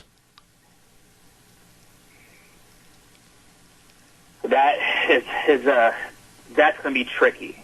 That's going to be very tricky. I'm already hearing that some lawyers, attorneys are getting involved with this. That might spook some small businesses that if they get one lawsuit, they're out of business, that if they come back and they don't have a safe working environment, and what do you kind of denote as a safe working environment? It's very up to interpretation of the individual. That and you catch the coronavirus and you go back to work, can you sue your employer? So, I don't like what I'm hearing. Not a big Marx fan, Karl Marx. I don't like us going back and people just kind of taking advantage of the situation, but that tends to happen. And we have to have some kind of checks and balances here, and I'm not sure what those are exactly. Let me go into this area. You are heavily involved in the knowledge of investing, and we're looking at New York City, basically a ghost town, and the stock exchange has been absolutely headed downhill for the last 2 months. What about reinvesting in America? What about reinvesting in our hopes and our goals for the future? What do you see? What do you speculate? So there's a lot of opportunity out there for people. That it's tough for them to look beyond the present situation and say, hey, if I get involved and if I do have some resources, how do I take advantage of this opportunity? How do I support some small businesses? How do I take advantage when there's discounted assets out there? People need help. And there's a lot of opportunity, and what vehicle can I participate with? When you don't have millions of dollars to do this to help people out, that's really when the government and the institutions and the hedge funds come in and they buy stuff really. They drill the price down, actually, and they buy it at a super discount because they're the ones who have all the power because they have all the money. Now, at the end of the day, I built a platform out that our minimums are as low as $500, and we go and we aggregate all these funds through technology, and we go out and we assist people, and we purchase distressed assets. And this is a great time for the everyday person to participate where they have an opportunity to build some wealth over the long term. And there's just not, it's something that's not really out there in the general public. This is when a lot of people make generational wealth. This is when you buy stuff at a discount, and 5, 10, 20 years later, you're set for generations because you made some great decisions. You're not buying at the top of the market. So there is a lot of opportunity out there. You just got to get through the noise. You got to take care of yourself, take care of your family, and there is opportunity. What would you say, Craig, and you're in this business every day. I mean, you have to answer questions about invest now, what to invest in, how to invest, and all this type of thing. What would you tell my audience as far as, are you optimistic that this great country, the United States, can overcome this pandemic and be like it was in the latter part of February with the fastest and biggest growing economy in the world? We've always rebounded. Look historically. Look at the data. Every time there's a down period, there's always an acceleration back to where it was. So it will happen again. Make sure to take advantage of opportunities. Don't miss out. The last go around, the last recession, we still had a very large division of wealth in this company. Don't let it happen again. There is ways to do it. There's new technologies out there. There's new companies out there where you could participate in, and you could take advantage of this. So definitely look at that. Look at history. History says hey, this has happened before, and this is going to happen again. There's peaks and valleys, and we're going through a valley right now, and we will overcome this. And you need your piece of the pie when this happens. So definitely take advantage of some opportunities when they come your way. Craig, if you had the Solomonistic powers to take over today and help the small business person across the United States from California clear to New York, what would you change? What would you alter? What would you implement to help small business owners really get back into the swing of things and try to flourish? That's a tough one. I mean, you have to start in the leadership level. There's got to be some better organization across the board. I would say with that, getting the confidence up in people so they can commerce with each other. And some businesses need to modernize, and they need to have the opportunity to modernize. So we talk about giving them money. Maybe there's more education out there. How can we modernize some of these businesses? Can we create a committee or a council to help them out, to say, hey, here's what I did before. Do I have a viable product to sell in this new world? And I think in some cases you see, hey, retail's in trouble. Most retail companies have not been online yet. E-commerce has taken over, so they needed to kind of get moving a little quicker than they have. So definitely some kind of education and some support to how to modernize their current business or their previous business strategy, as it's been really accelerated the fact that they need to modernize and digitize in today's world. I can tell by the sound of your voice that you're optimistic. I can tell that you think America's going to survive this and come out of this rut and go right back to the top of the hill. Am I wrong? We will. When? I don't know. We will. We always do. Well, I want to say thank you for coming on our program this morning, Craig Cecilio, and God's blessings to you. And when we have anything more about investing and learning more about your type of business, we'll give you a call. Thank you for coming on the program this morning. Great. Thanks, Zeb. All right, sir. Thank you much. You know, I'm glad to hear somebody with optimism. I absolutely want to hear more of that. We're going to overcome. We're going to beat this mess, and we're going to come back and be stronger. I love that attitude. Thank you very much, Craig Cecilio, for being on the program this morning. Yeah, I got a little time here, and I would love you to give me a call at 436-2244, 1-866-927-4587. You want to hear how messed up and how illegitimate, criminal the state of California and Newsom and the rest of his partners in crime down there that are running that state are? Listen to this. This just infuriates me. The Los Angeles City Council has voted to name hotels that refuse to house homeless, and they're voting to take over the hotels, commandeer them, and give them to the homeless. I'm not making this up. Listen to this. The Los Angeles Times reported that the governor's office, Newsom, has secured over 15,619 hotel rooms across the state as of this week, Monday, via a project they call Project Roomkey Initiative, which seeks to put homeless people most at risk of the coronavirus complications into hotel rooms. The Times reported that the program, which operates largely at the county level, has also run into different logistical problems depending on the region. For example, I'm reading this from the note that was given to me. In Los Angeles County, the government hasn't been able to negotiate room contracts fast enough, prompting activists to call for the county to seize the hotel industry in the Sacramento area. The project has been slowed due to a lack of providers to help operate the hotels, a problem that could soon reach Los Angeles. This is insane. This is the United States of America. And they're talking about commandeering hotel rooms. They're talking about people coming in and seizing the hotel industry and giving the rooms to the homeless. Please. Let's all wake up, open our eyes, and see the flag of the red, white, and blue of the United States of America, and remember our freedoms. Remember our values. We're not some communist country that's going to seize a building and say, get out of here, owner, get out of here, manager. We're going to give these rooms to the homeless. Oh, my goodness. This is so sick and so scary and, right now, so realistic.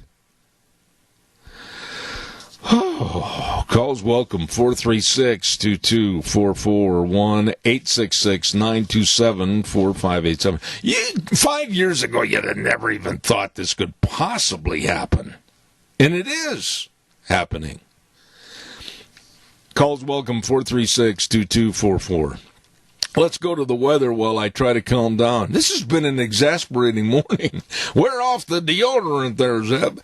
Our weather brought to you by Phillips Oaks, Goodwin, Crane, and Company. And they've been providing accounting services to the Mini-Cassia area for well over 50 years. They are the professionals, absolutely, with the best in tax return preparation, tax planning, business consulting, bookkeeping services, retirement planning, all of this and so much more. They can help. They will help you, your family, and your business. They are the professionals. Phillips Oaks, Goodwin, Crane, and Company. And right now, here's Gina with the weather. We will see a little bit of sunshine for today and more rain showers for tonight. Here's a look at your weather forecast. We are expecting increasing clouds for today. Winds could gust as high as 28 miles an hour, and we are expecting a high of 62. Tonight, rain likely mostly before midnight, mostly cloudy skies with a low of 42. Tomorrow, more rain showers, about a 70% chance. We are only expecting a high of 46. Mostly cloudy skies for tomorrow night with a low of 35, so you might want to cover up those vegetables if you have them planted. For Saturday, mostly sunny skies with a high of 60, and then for Sunday, sunny skies and a high of 64. That's a look at your weather for Zeb at the Range. Thank you, Gina. Appreciate it. And weather brought to you by our friends that can help a lot of folks starting a business or a corporation, wanting to expand their business. Whatever the case might be, I urge you to get hold of them today with offices in Burley and Rupert. Phillips, Oaks, Goodwin, Crane, and Company. They are the professionals. Caller, good morning. You're on the air. Good morning, Dad. You know, when I was in business, I used to love to go to California because this time of the year it was so green and so luscious and everything, especially in the Bay Area. But now, if I never set one foot in California, I will be a happy man. Keith, you're on your cell phone, and you've got to hold that phone really, really still and right up by your mouth because we're not getting it all clear on the radio. So don't move. Just that is better. Always maintain that when you call. I agree with you. I love California. I've got a lot of really, really good friends down there from the rodeo business of years gone by, in the smaller communities that are very conservative and very cognizant of what needs to be done. But when you get to the larger areas like Sacramento, San Francisco, and L.A., they seem to have checked their brains at the door. Yeah, absolutely. San Francisco used to be such a beautiful city, like that crooked road that goes down, you know, and things like that. Yep. The pier and the harbor, you know, you used to be able to go down and it was so beautiful and everything. And now you got people begging you from every direction and defecating on the streets and everything, and you wouldn't dare go to downtown San Francisco because that would be the biggest mistake you'll ever make. But I never thought in my lifetime, ever, that I would pick up a story and read about the commandeering of privately owned property to just let the homeless go and live in those hotels. And this is unheard of. I just can't believe this. Would you want to go to a hotel where they got maybe 3 or 4 homeless people and they're begging you as you go to your room for money and stuff? I don't think so. Well, it's a lot more than 3 or 4. They're talking about securing over 16,000 rooms for the homeless, and that's even a starting point number. Yeah, that's just... I remember one time it was 65,000 rooms in Las Vegas. Yeah. And I thought, boy, that is a lot. But I'll tell you what, California, this Newsom, I call him gruesome Newsom. Well, I can't argue that, but I just can't understand the privately owned property or a privately owned hotel or motel being sought after by this Los Angeles County City Council, I should say City Council, and the demands that they turn over the keys of the room for the homeless. That's just absolutely not American whatsoever. Keith, God bless you, man. Stay safe. Appreciate it. Thank you. Another thing, this eminent domain will take place there, and you think your hotel is worth a lot of money, it's not going to be. It's going to be whatever they say it's worth. Yeah. We've got a lot of problems in this country, and they better be addressed by one simple thing, and that's the Constitution. Thanks, Keith. God bless you. Thank you. You bet. Bye-bye. I want to give you one other story this morning before I run out of time that just absolutely makes me furious, because it's an infringement on your right and my right of free speech. If I want to, and I will, and I have, come out and condemn the coronavirus as the Wuhan virus or the Chinese virus, I will. Because that's the stem, that's the genesis of where it came from. And now Kamala Harris has introduced a resolution in the Senate that is calling on the Senate to condemn any terminology as Wuhan virus or Chinese virus as racist. They're going after anybody that says Wuhan virus or Chinese virus as a racist, and listen to who is supporting her idiotic, stupid bill. Oh, these are wonderful people. Democratic Illinois Senator Tammy Duckworth. You've read about her. Democratic Hawaii Senator Mazie Hirono. Oh, you've heard about her. And they've teamed up with Kamala Harris, and they're saying that you and I had better not say that anymore, because they say we must condemn any instance of racism or discrimination. Well, President Donald Trump has frequently referred to the COVID-19 as the Chinese virus and the Wuhan virus, which they have condemned him of being a racist. And we've got to stand up, folks, and call it what it is. Are we going to stop saying Chinese checkers? Are we going to stop saying Chinese chopsticks? What? Are we going to stop saying, oh, that cap over there was made in China? With maybe a little derogatory slang, and they're going to come after us. You're a racist! The lunacy that's going on in this country cannot prevail. It cannot persist. It has to be put down. And leave it to Kamala Harris. Oh, my. Don't forget, coming up next hour, we have Cassia County School Days, and then also our Business Salute. Today, the Business Salute is going to be with Kelly Wiggins with Greystone Crossing. And then at 10:30, we've had a change on the program. We were going to have Dr. Gerard Lamero, and very, very unfortunately, Dr. Lamero's staff called this morning and said that he had been readmitted to the hospital, and we've had to reschedule and hopefully get him on, and we pray that we can get him on in the next week or 10 days. So our very best to Dr. Gerard Lamero. So we're going to have Mark Hancock on at the 10:30 hour. He is the CEO of Trail Life USA, so that's going to be coming up in the next hour. Right now, if you're hungry and starving to death, I know some great places that you can gallop into for lunch. How about the AC Drive-In at 601 East Main in Burley? Oh, I love that place.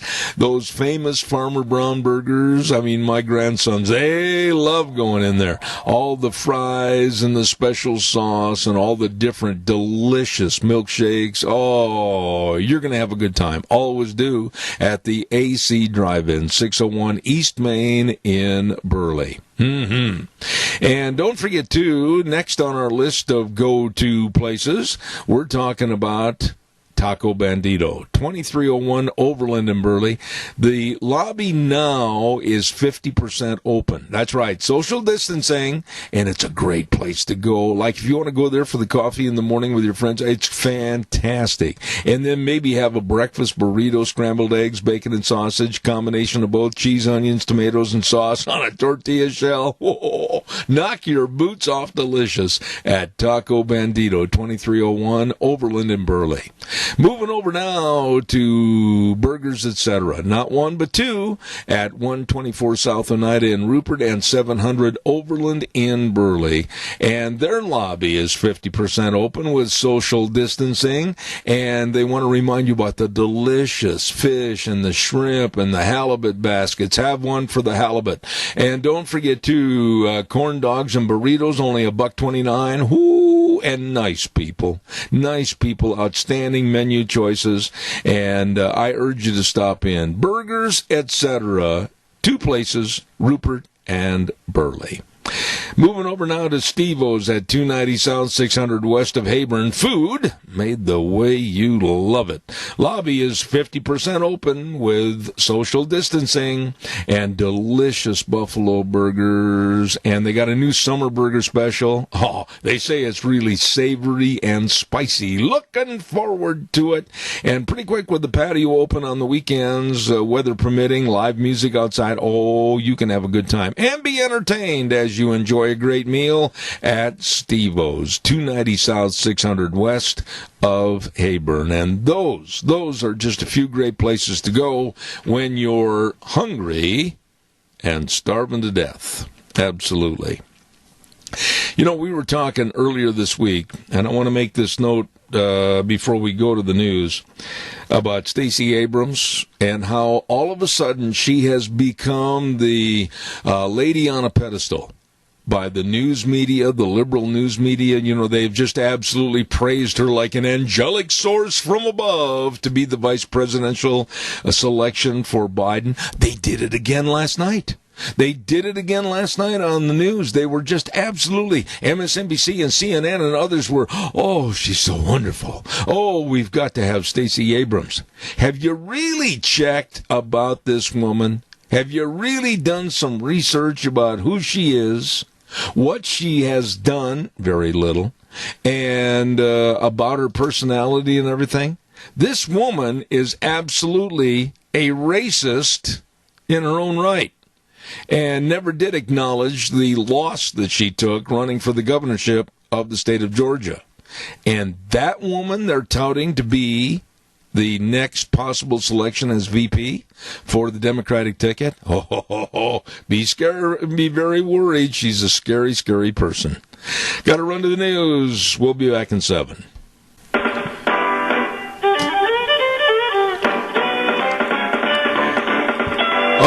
Thank you. Welcome back. Hour number 3 on a Thursday. Zev at the Ranch, brought to you by our major sponsor, your Magic Valley, Les Schwab Tire Centers. All 7 locations serving you in a very safe, clean environment and with the best in tires. Your Magic Valley, Les Schwab Tire Centers.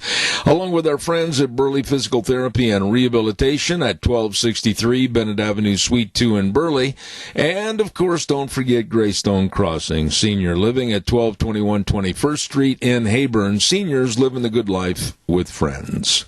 We're going to go to our next segment momentarily, but I want to remind you, too, about Patterson's Electronics at 421 East Main in Burley with Curtis and Lorena, and they're open Monday through Saturdays, 9 to 6. Don't forget to vote for your local charity and the top 2 vote getters when you're in there shopping at Patterson's. Boy, they're going to, on July 15th, I think it's going to be, they're going to donate on behalf of Patterson's $500 each to the top 2 charities. That's going to take place on or before July 30th. So get in there today. Shop for the best of electronics right there at Patterson's Electronics, 421 East Main in Burley. And also help your favorite charity.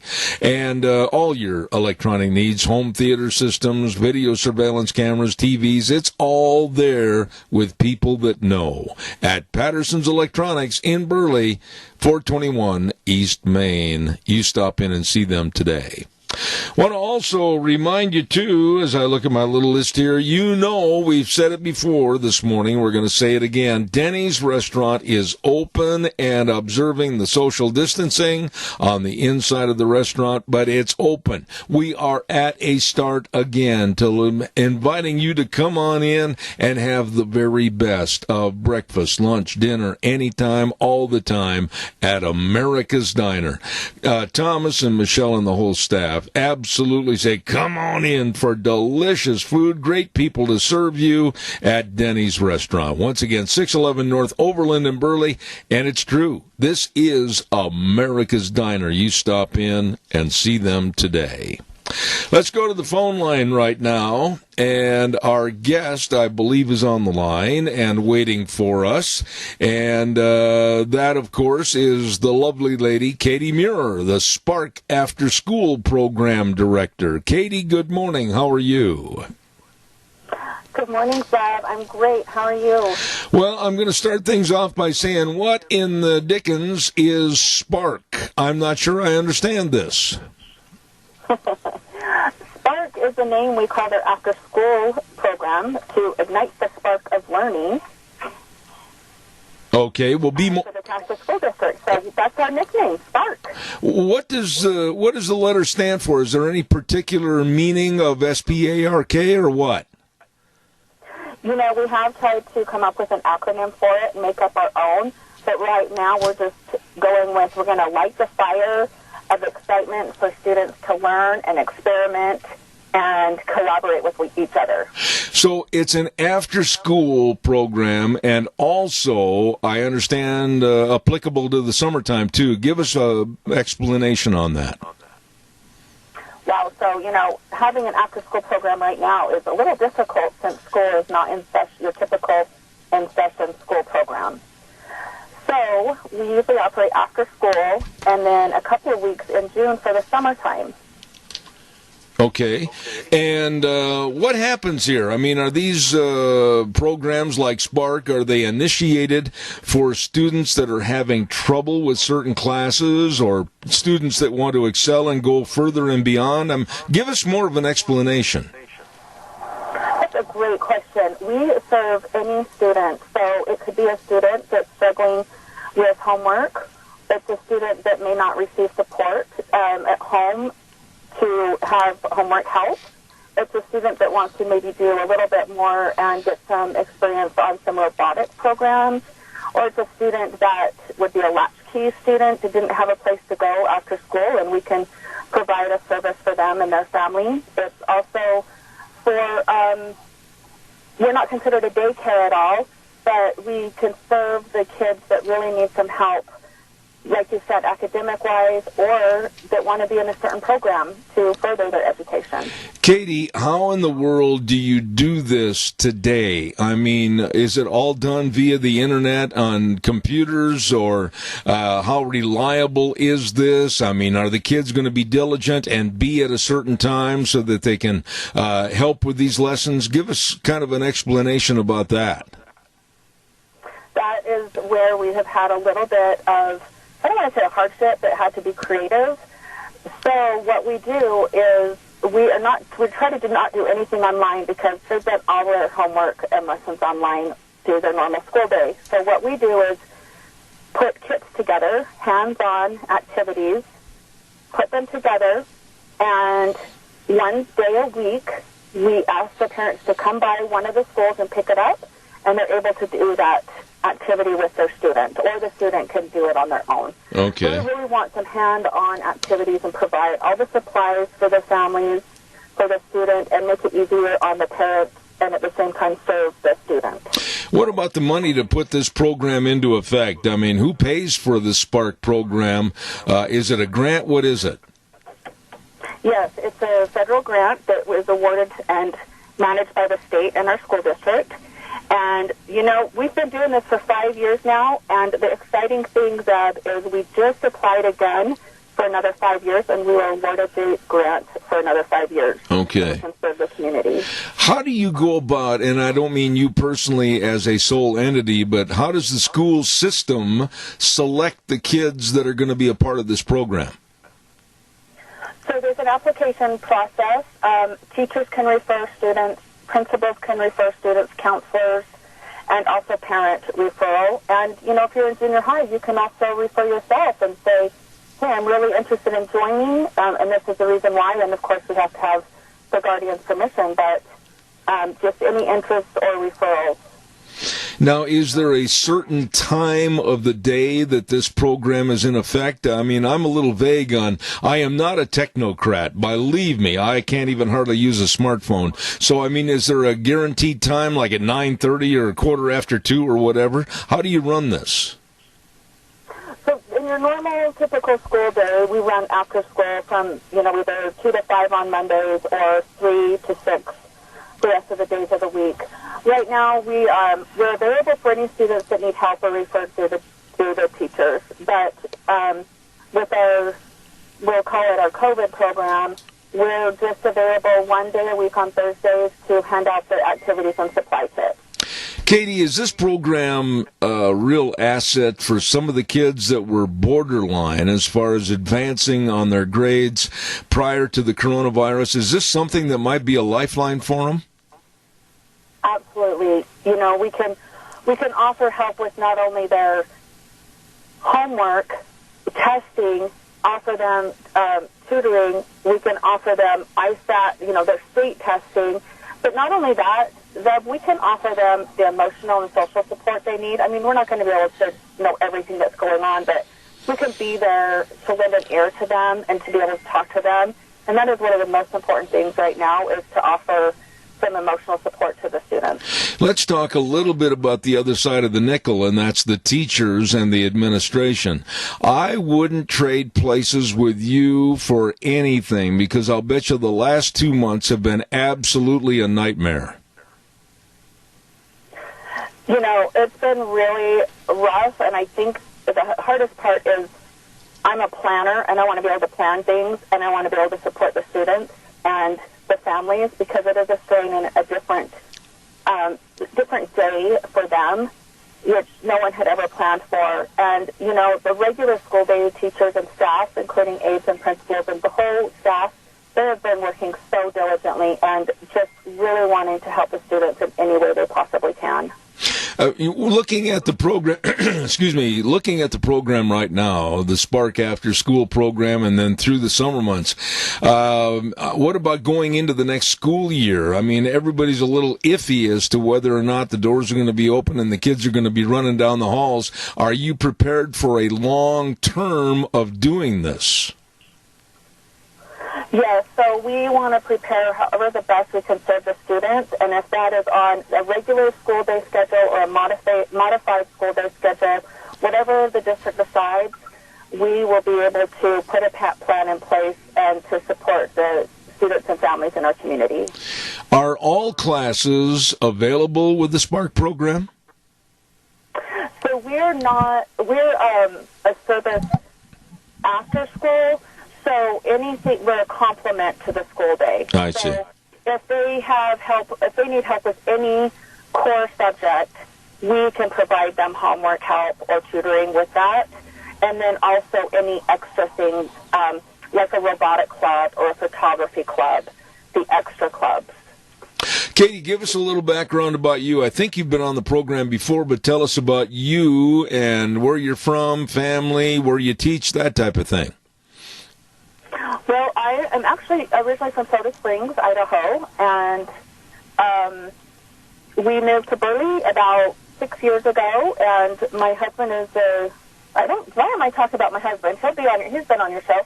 He's the principal at Duckwood Junior High, yes. So we have been in education for about 20, 25 years. It's just been fun to be a part of the education system here, and especially in Secasha School District. My kids have attended Secasha School District, and just a lot of great support and teachers. I know it's just to talk about myself, but it's really hard to talk about myself. But we felt very welcome with the community and just really enjoy it here.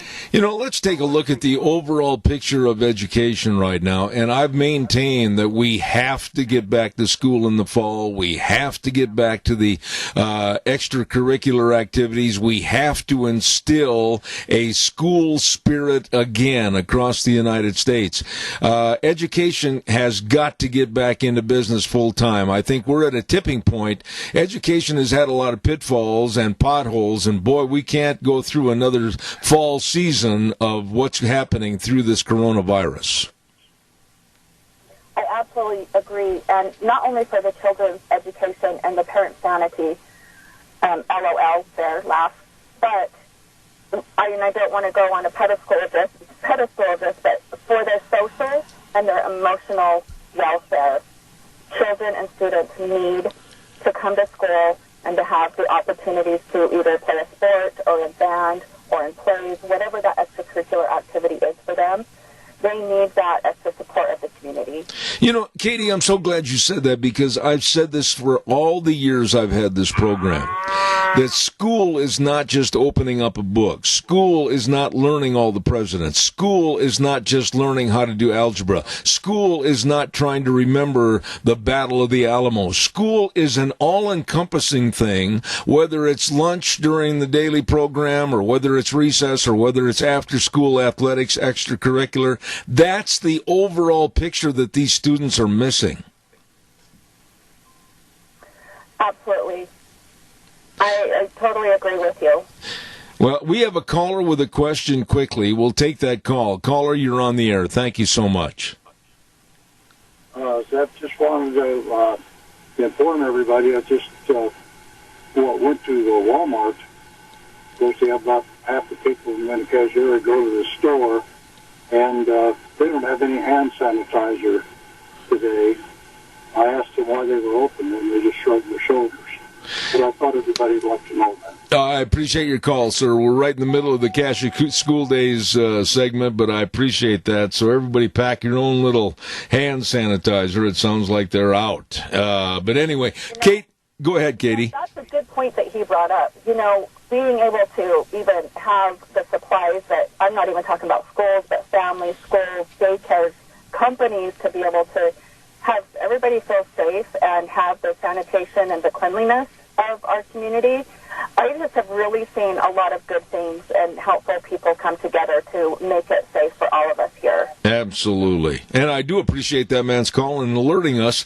Katie, I want to wish you the very best with the Spark After School program. You are the director. And Katie Muir, I hope you will come back and visit with us in the future. Thank you so much. Thank you, Zeb. Have a great day. God bless. Thank you.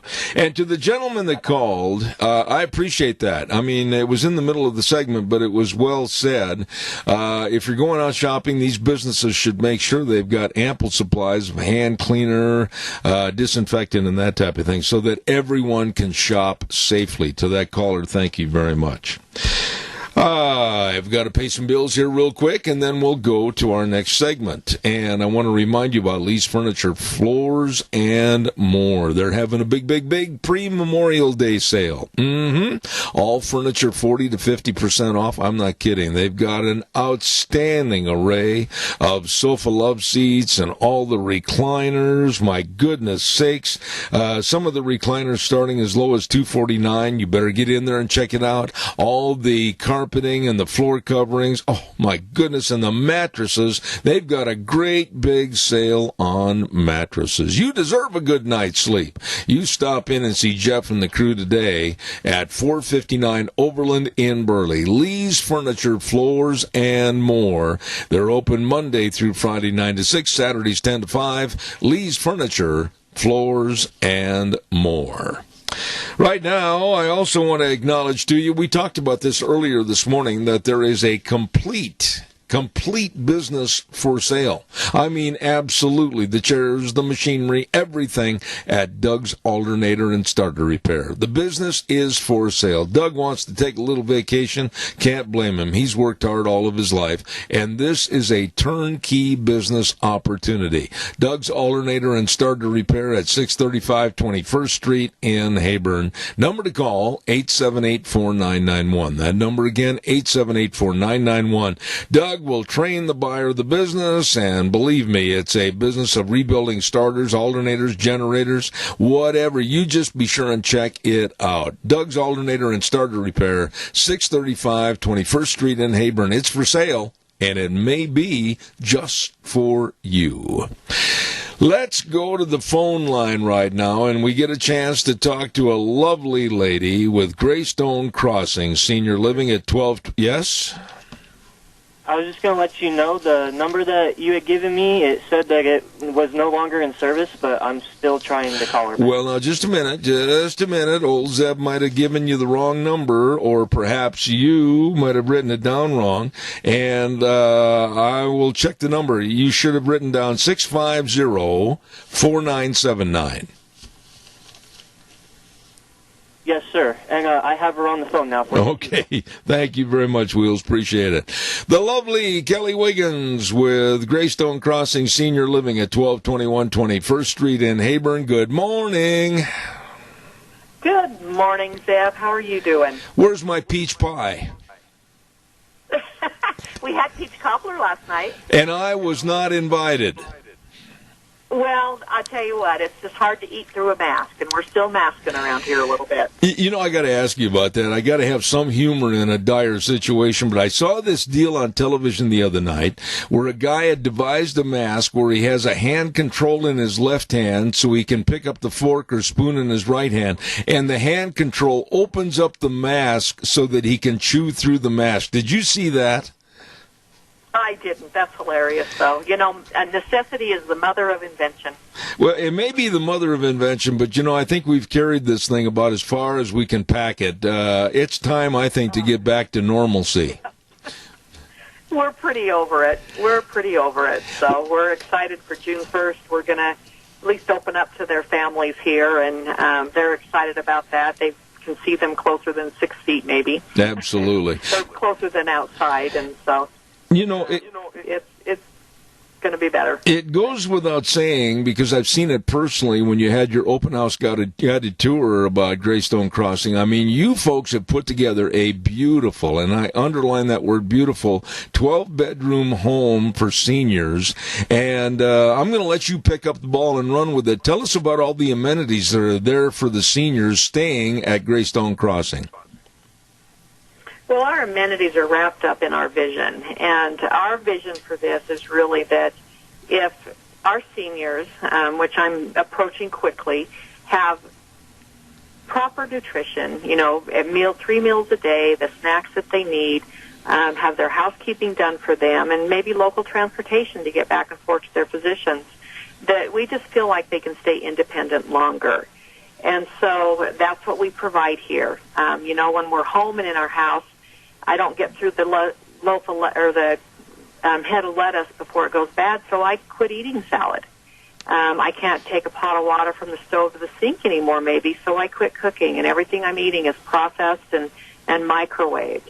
And here we have fresh fruit, fresh vegetables, homemade food, and really a well-balanced diet, and that seems to just help us and our residents thrive in their health.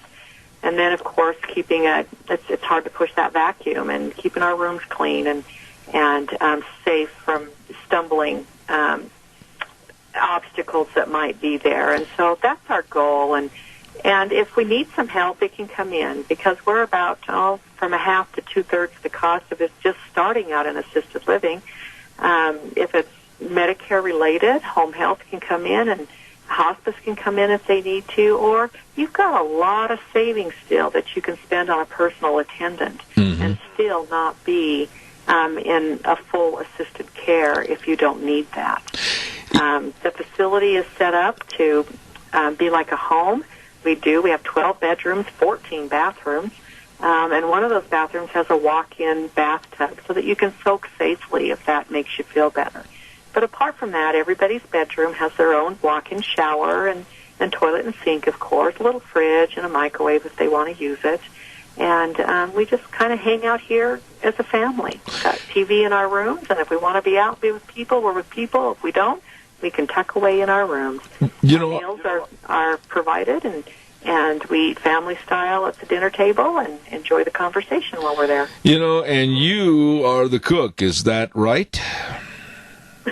Especially during COVID, myself and my husband, Matthew, and he's wonderful. They're just really enjoying his cooking right now, too. But we opted to go an extra measure when COVID came out. And we decided that we weren't going in and out but one person. We weren't going to have staff coming in and out. And having done that, we didn't have to sequester our residents to their own rooms because we're the only ones that are here. And I call it a sanitizer shower that happens anytime anything leaves or groceries come in and things like that. And so because of that, the employees that we had have not been working for us during the COVID time, and we've been doing all of the cooking. And we're excited to get a little bit more help and a little bit more variety of personality in here with workers, too, when this lifts next month. But you're right. I do the cooking. I'm, fifth-generation homemade ranch cook, and we just like our stuff homemade, and that's the majority of what we have around here. I'm drooling all over the microphone, to be honest. I'm so hungry. Listen, there's hamburger soup in the crock pot right now. Oh, that sounds delicious. Let me ask you this, Kelly. Were the folks out there in the audience that may have a dad or a mom that or an uncle that's living on their own and it's becoming a little tougher and they'd like to get with friends, they hate being alone all the time, what do they do? How do they get a hold of you to come by and arrange an appointment to see the facilities? They can call me at 208-650-4979. They can hop on our website at greystonecrossing.com and have a little tour through the pictures there. We do have a room set up with outside entry. All of the resident rooms have their own outside entry, by the way, but we've got one set up so that during this COVID thing we can show it safely.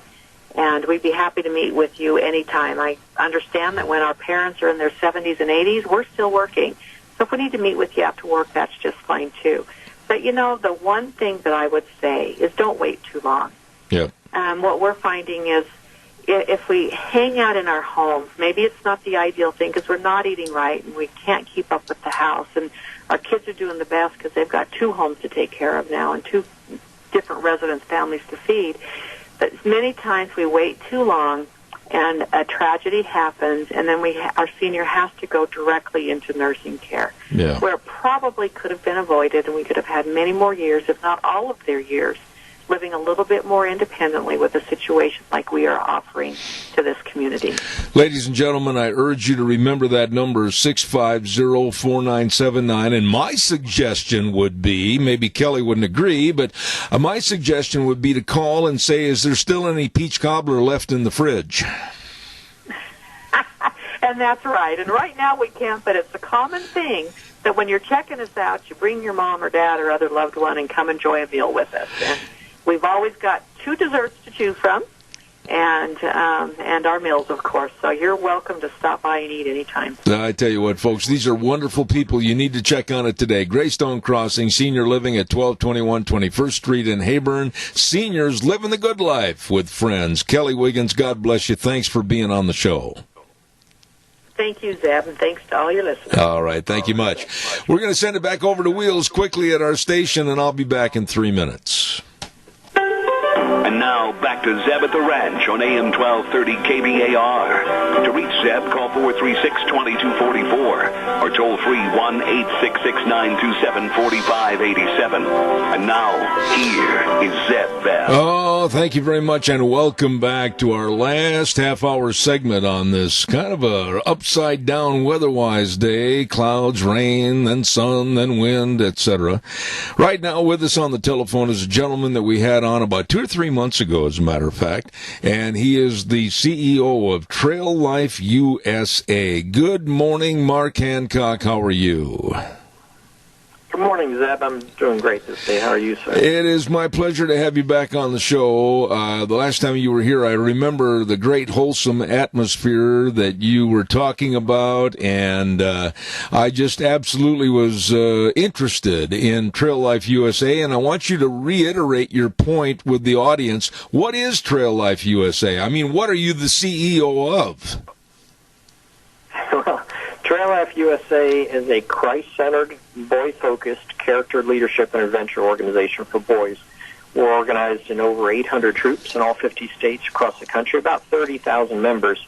We've been around about 6 years.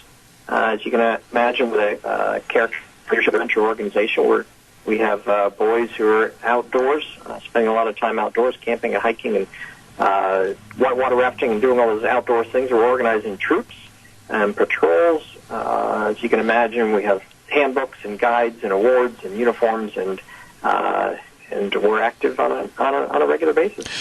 Mark, I have said for a long time on my program, and I will not back up and I will not alter my speech on this, that men and boys in this country are absolutely being subjected to the liberalism, the sleaze of wussifying them, and the feminization of men and boys. Would you agree with that? Yeah, I would, and it's having tragic results. You know, I think about boys as being sort of the canaries in the coal mine of our culture, and in a culture that is,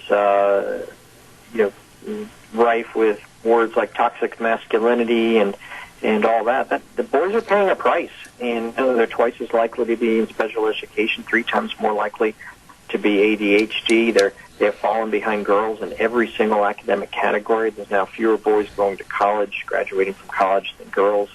They're just really paying a price for a culture that is not recognizing kind of classic masculinity as being a positive thing, and in fact something that has contributed to, some could say, has contributed a lot to the success of our society. That we've had men who are brave and courageous and risk taking and will go out and do what would seem to be the impossible, because they thrive on risk and competition. And in a society that's removing risk and competition from the life of boys, it's having a tragic effect. Absolutely.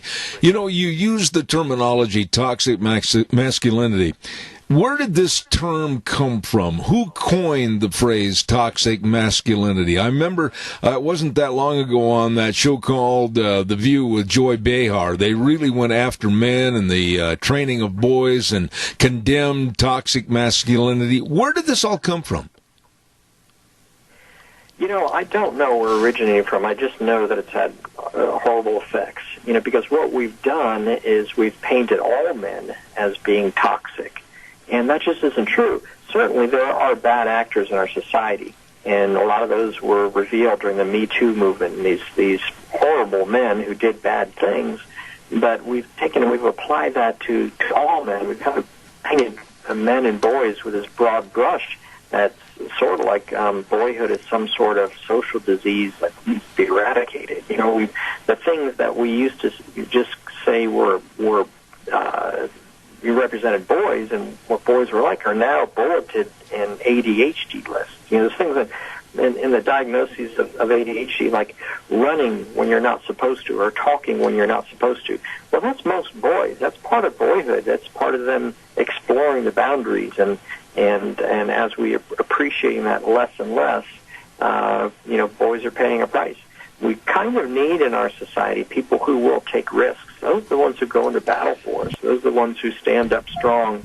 But because we have had some misled boys and some bad men, it's like it's now reflecting on all boys and all men, and it just isn't accurate. You know, let me ask you this. Make a statement first and then the question. I can remember vividly, and I think you and I talked about this the last time you were on the air. I can remember vividly, because I'm an old man, the covers of the Saturday Evening Post of Mom and Dad and Johnny and Susie, brother and sister, going to church on Sunday morning, or maybe going to a park in the afternoon, or sitting down to a Sunday dinner as a family and praying. But that God and the father were the prominent figures in that family. In other words, what I'm trying to say, Dad was the leader of that family. What's wrong with that, and can we ever get back to that? Well, you know, there's been a lot of studies, and we don't pay enough attention to them, that talk about the indicators of where you're going to find poverty, where you're going to find crime, where you're going to find neglect, where you're going to find failure to launch. And that's primarily in households where there's not a father figure. And I know that that's politically incorrect to say, but unfortunately that's where the science leads, is that male figure, that strong male figure in a household, is one of the indicators of success. And that's where you see less poverty and less crime and less brokenness in those households. Now, certainly you also see men in homes who are abusive, but those are the outliers. You know, for the most part, a man in a home and a man leading his family that family has a better chance of success, and that the kids being raised in that family have a better chance of success. Now, what has happened, because we're seeing more and more fatherless homes, is as single moms are doing a heroic job of holding families together. It's amazing the stuff that single moms deal with, and they're able to do it. But it's not easy for them. And so what's happening is the mom is in the home with the kids, and so the girl has a good role model. But the dads typically are out in that situation. So boys are lacking the strong role models to lead them and show them who it is that they're supposed to be. And so that's why Trail Life is so important, because not only do we encourage fathers, but we encourage father-likes, because there's so many boys that don't have a father in the household. And Trail Life USA, single moms are loving it, because they're bringing their sons to the program and dropping them off in a place where we have Christian men who are background check, child safety, youth protection trained, who are providing good mentorship and good role models for boys. Boys are desperate for leadership, and they're desperate for good role models, and that's why we're seeing so many of them lose their way. Let me ask you this. You've written numerous books, but the one that came to catch my attention on the list of your achievements was Let Boys Be Boys. That's the title of one of your books. What do you mean? I mean, what's the main theme there? Should we just let them run willy-nilly, or let boys be boys? What are you trying to say? Well, Zeb, I'm glad you mentioned that, because actually right now that book is free for download at our website at traillifeusa.com. You can download that book for free. But I deal with a number of topics in there. One is as I bring about the science to help people to understand that the reality is that boys and girls are different. And we have to understand that going in. Again, it's not politically correct to say that, but all of the science, the biology, psychology, sociology, everything points to the fact that boys and girls are different. Even in the womb, boys respond different to stimuli than girls. It's just true. Girls have tremendous strength, and we pay attention to those. We need to nurture those and bring those along. Boys have strengths too, but they're being neglected at this time. So I start out with that premise, with the understanding is that boys and girls are different. We have to stop treating them as the same thing. Then I also talk about the power of risk and competition.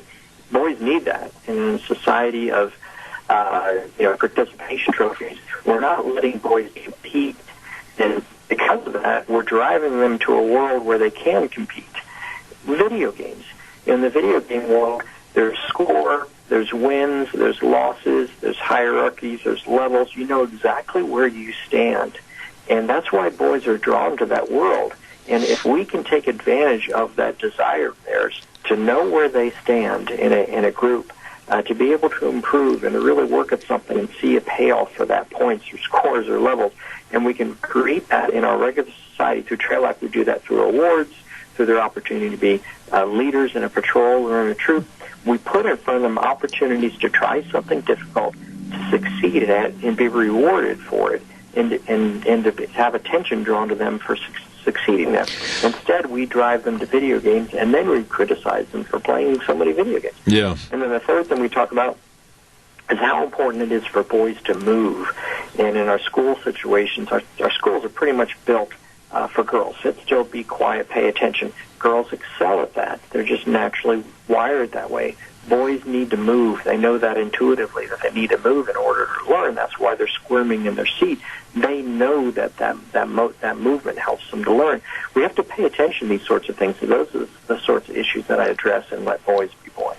You know, Mark, one final thought on the word competition. My take on competition is that it has been diminished since I was a teenager, since I was in high school, since I was in college. I think by eliminating or trying to subdue competition, we have hurt our society, not only on the athletic field, but also in business and in family situations. Do you think I'm wrong or right? No, I think you're right about that. Where in the real world, when you work hard at something, even if you fail, you got to learn to get back up and try it again. And we're removing that from the lives of kids, particularly in boys. We're not giving them the chance to succeed, and we're not giving them the chance to fail. And so when they enter the real world, they get their first job, and they don't realize that they've got to show up every day and work hard. And if they don't do well, then they think of themselves as failures because they've never encountered success or failure before. I like to say that we're raising a generation of unproductive narcissists. They're unproductive because we haven't expected anything of them, and they're narcissists because they haven't had a chance to fail. So risk and competition gives them a chance to try something and fail. And failure is a wonderful thing if you learn that you get back up and you work at it and you try harder and then you can succeed. And in that, we're teaching boys through Trail Life to try hard things. If you succeed, that's wonderful. If you fail, that's okay too. Here's what you do next. You get up and you try again. And boys aren't learning to get up and try again. They're trying things one time, and if they don't make it, they just assume that they're failures in that area. Schools have already taught them that they don't fit there, and so they're not trying academically. They go to that place and they're told to sit still, be quiet, and pay attention. It's hard for them. They're not able to do that. The girls excel there, and they automatically think, well, I guess I don't fit here. We have to find opportunities for boys where they can fail and have a chance to get up and try harder and succeed. Mark, one final thought here I'd like you to comment on, and it was on the information sheet that was sent to me regarding having you on the air. The Veterans Affairs, the office has put restrictions on putting flags out on the Memorial Day graves. I find this to be absolutely inexcusable. What are your thoughts? Well, it certainly is sad, and we're an organization where we respect authority. That's in our oath, and certainly we can understand that there are concerns that the authority would have, but we just don't think that it's a very wise decision. And our responsibility is to pray for our leaders and be obedient with what it is that they're saying. But you know what? We can also question what it is that they're saying in a respectful way. And this just kind of sits funny with me because who knows? In just a few short years, Zeb, how are we going to be able to look these boys in the eyes and tell them that we couldn't figure out how to put masks on them and keep them 6 feet apart and put them in a cemetery to honor the ones that have gone before them, but now we need these same exceptional young men to execute a complex battle plan and possibly sacrifice their lives. So how can you say to them, we didn't care enough about those who fought really hard, but now we need you to fight really hard. Do you think that they may question our calls for acts and honor and bravery while they're remembering our acts of dishonor and cowardice and giving them the opportunity to honor the fallen? And the other thing that just doesn't sit right with me, but these are young men. They should be able to go to the cemeteries, put flags on the gravesites. I mean, who better fit? Young people are not falling prey to this disease. They're the perfect ones to go out there and say, hey, listen, you can do this for us. You can go honor the fallen. And they're social distancing. The graves are 6 yards, at least 6 feet apart. So go out there by yourself, stand in front of that tombstone, put that flag out, pray for the family of that veteran, thank God for the sacrifice that man made, salute him, and move on. That's a totally safe act. And to be able to take away from the boys the opportunity for the solemn recognition of someone that has gone before them, that sets in their heart. I mean, that's one of those moments where when they're that moment in front of that tombstone and they're thinking about the sacrifice of that man, that's what's building that boy courage and the conviction and the willingness to do it when he's asked. Absolutely. And I just think that it's a big miss on the part of the veterans. As much as we value our government authorities and we respect them, we think this is a big miss.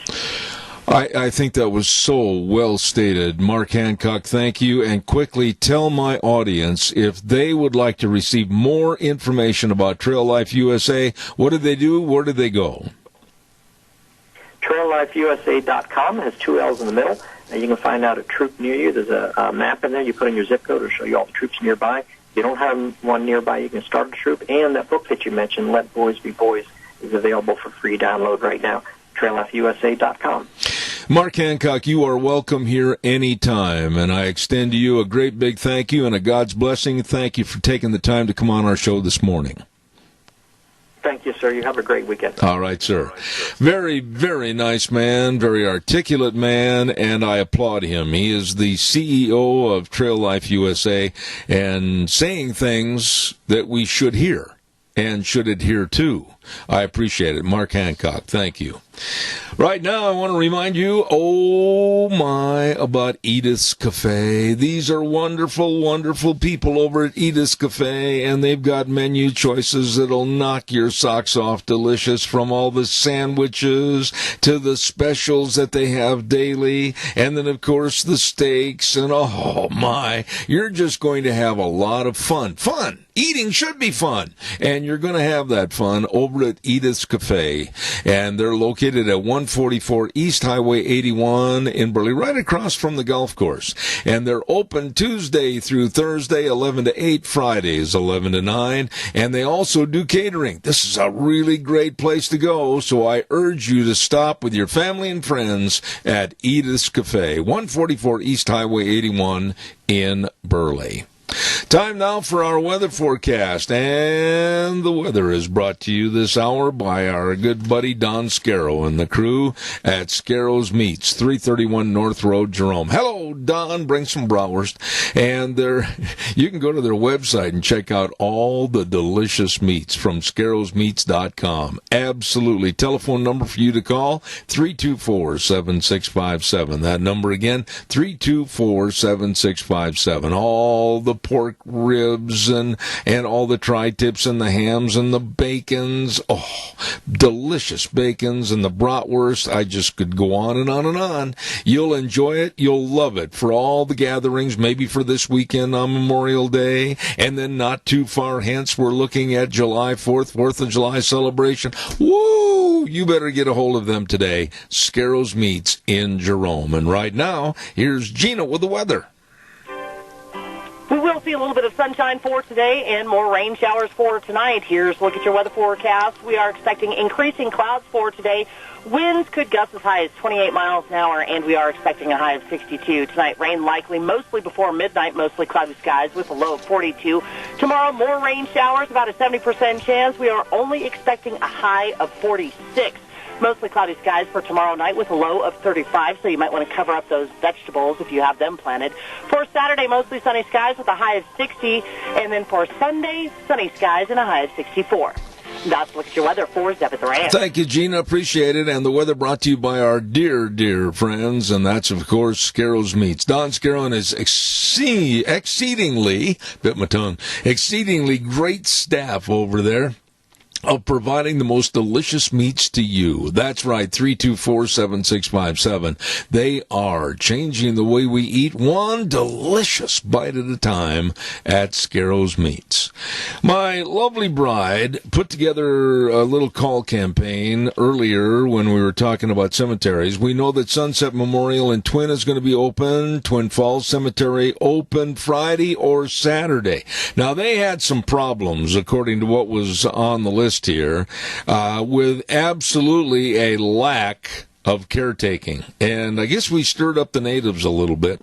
And they said that they're going to be cleaning it up, fixing it up, and they should have the gates open for Memorial Day. Some of the cemeteries that Deanne called did not respond. They did not answer their phone. But if anybody knows of any closures or whatever, just keep on calling them and find out why. But that's all we can say right now as far as any potential closures, and I hope there are none. I want to take a moment to just say thank you to all of you that call in, all of you that are a part of this program, all of you that take the time and the effort to call and voice your opinions. I appreciate every one of you. Memorial Day to me means a lot more than just Memorial Day. I can think of all my relatives. I can think of all my friends from high school, that have given the ultimate, their lives, for us to live in this greatest of all countries. Underline that. Greatest of all countries, the United States of America. And for those of you that have family in various locations around the state, here in the Magic Valley, I urge you to go out and really show your tribute and thanks for what they have done and decorate their graves and say thank you. That's what we're going to do this weekend, and I hope you do the same. We always end the program by saying the way things were are the way things ought to be. Somebody called me the other day and said, well, you just want to go live in the past. No, I want to have some of the value system that we honored when I was a child come back into our society again. That's why I say the way things were are the way things ought to be. And the 4 words that mean the most to me, in God we trust. Some don't like that. That's fine. It's not going to change. In God we trust. We will be back on Tuesday. Monday, of course, being Memorial Day, a holiday. We're going to be back on Tuesday next week with more Zeb at the Ranch. And we thank you once again. Drive safe. Be careful. God bless. Zeb at the Ranch. We'll see you Tuesday.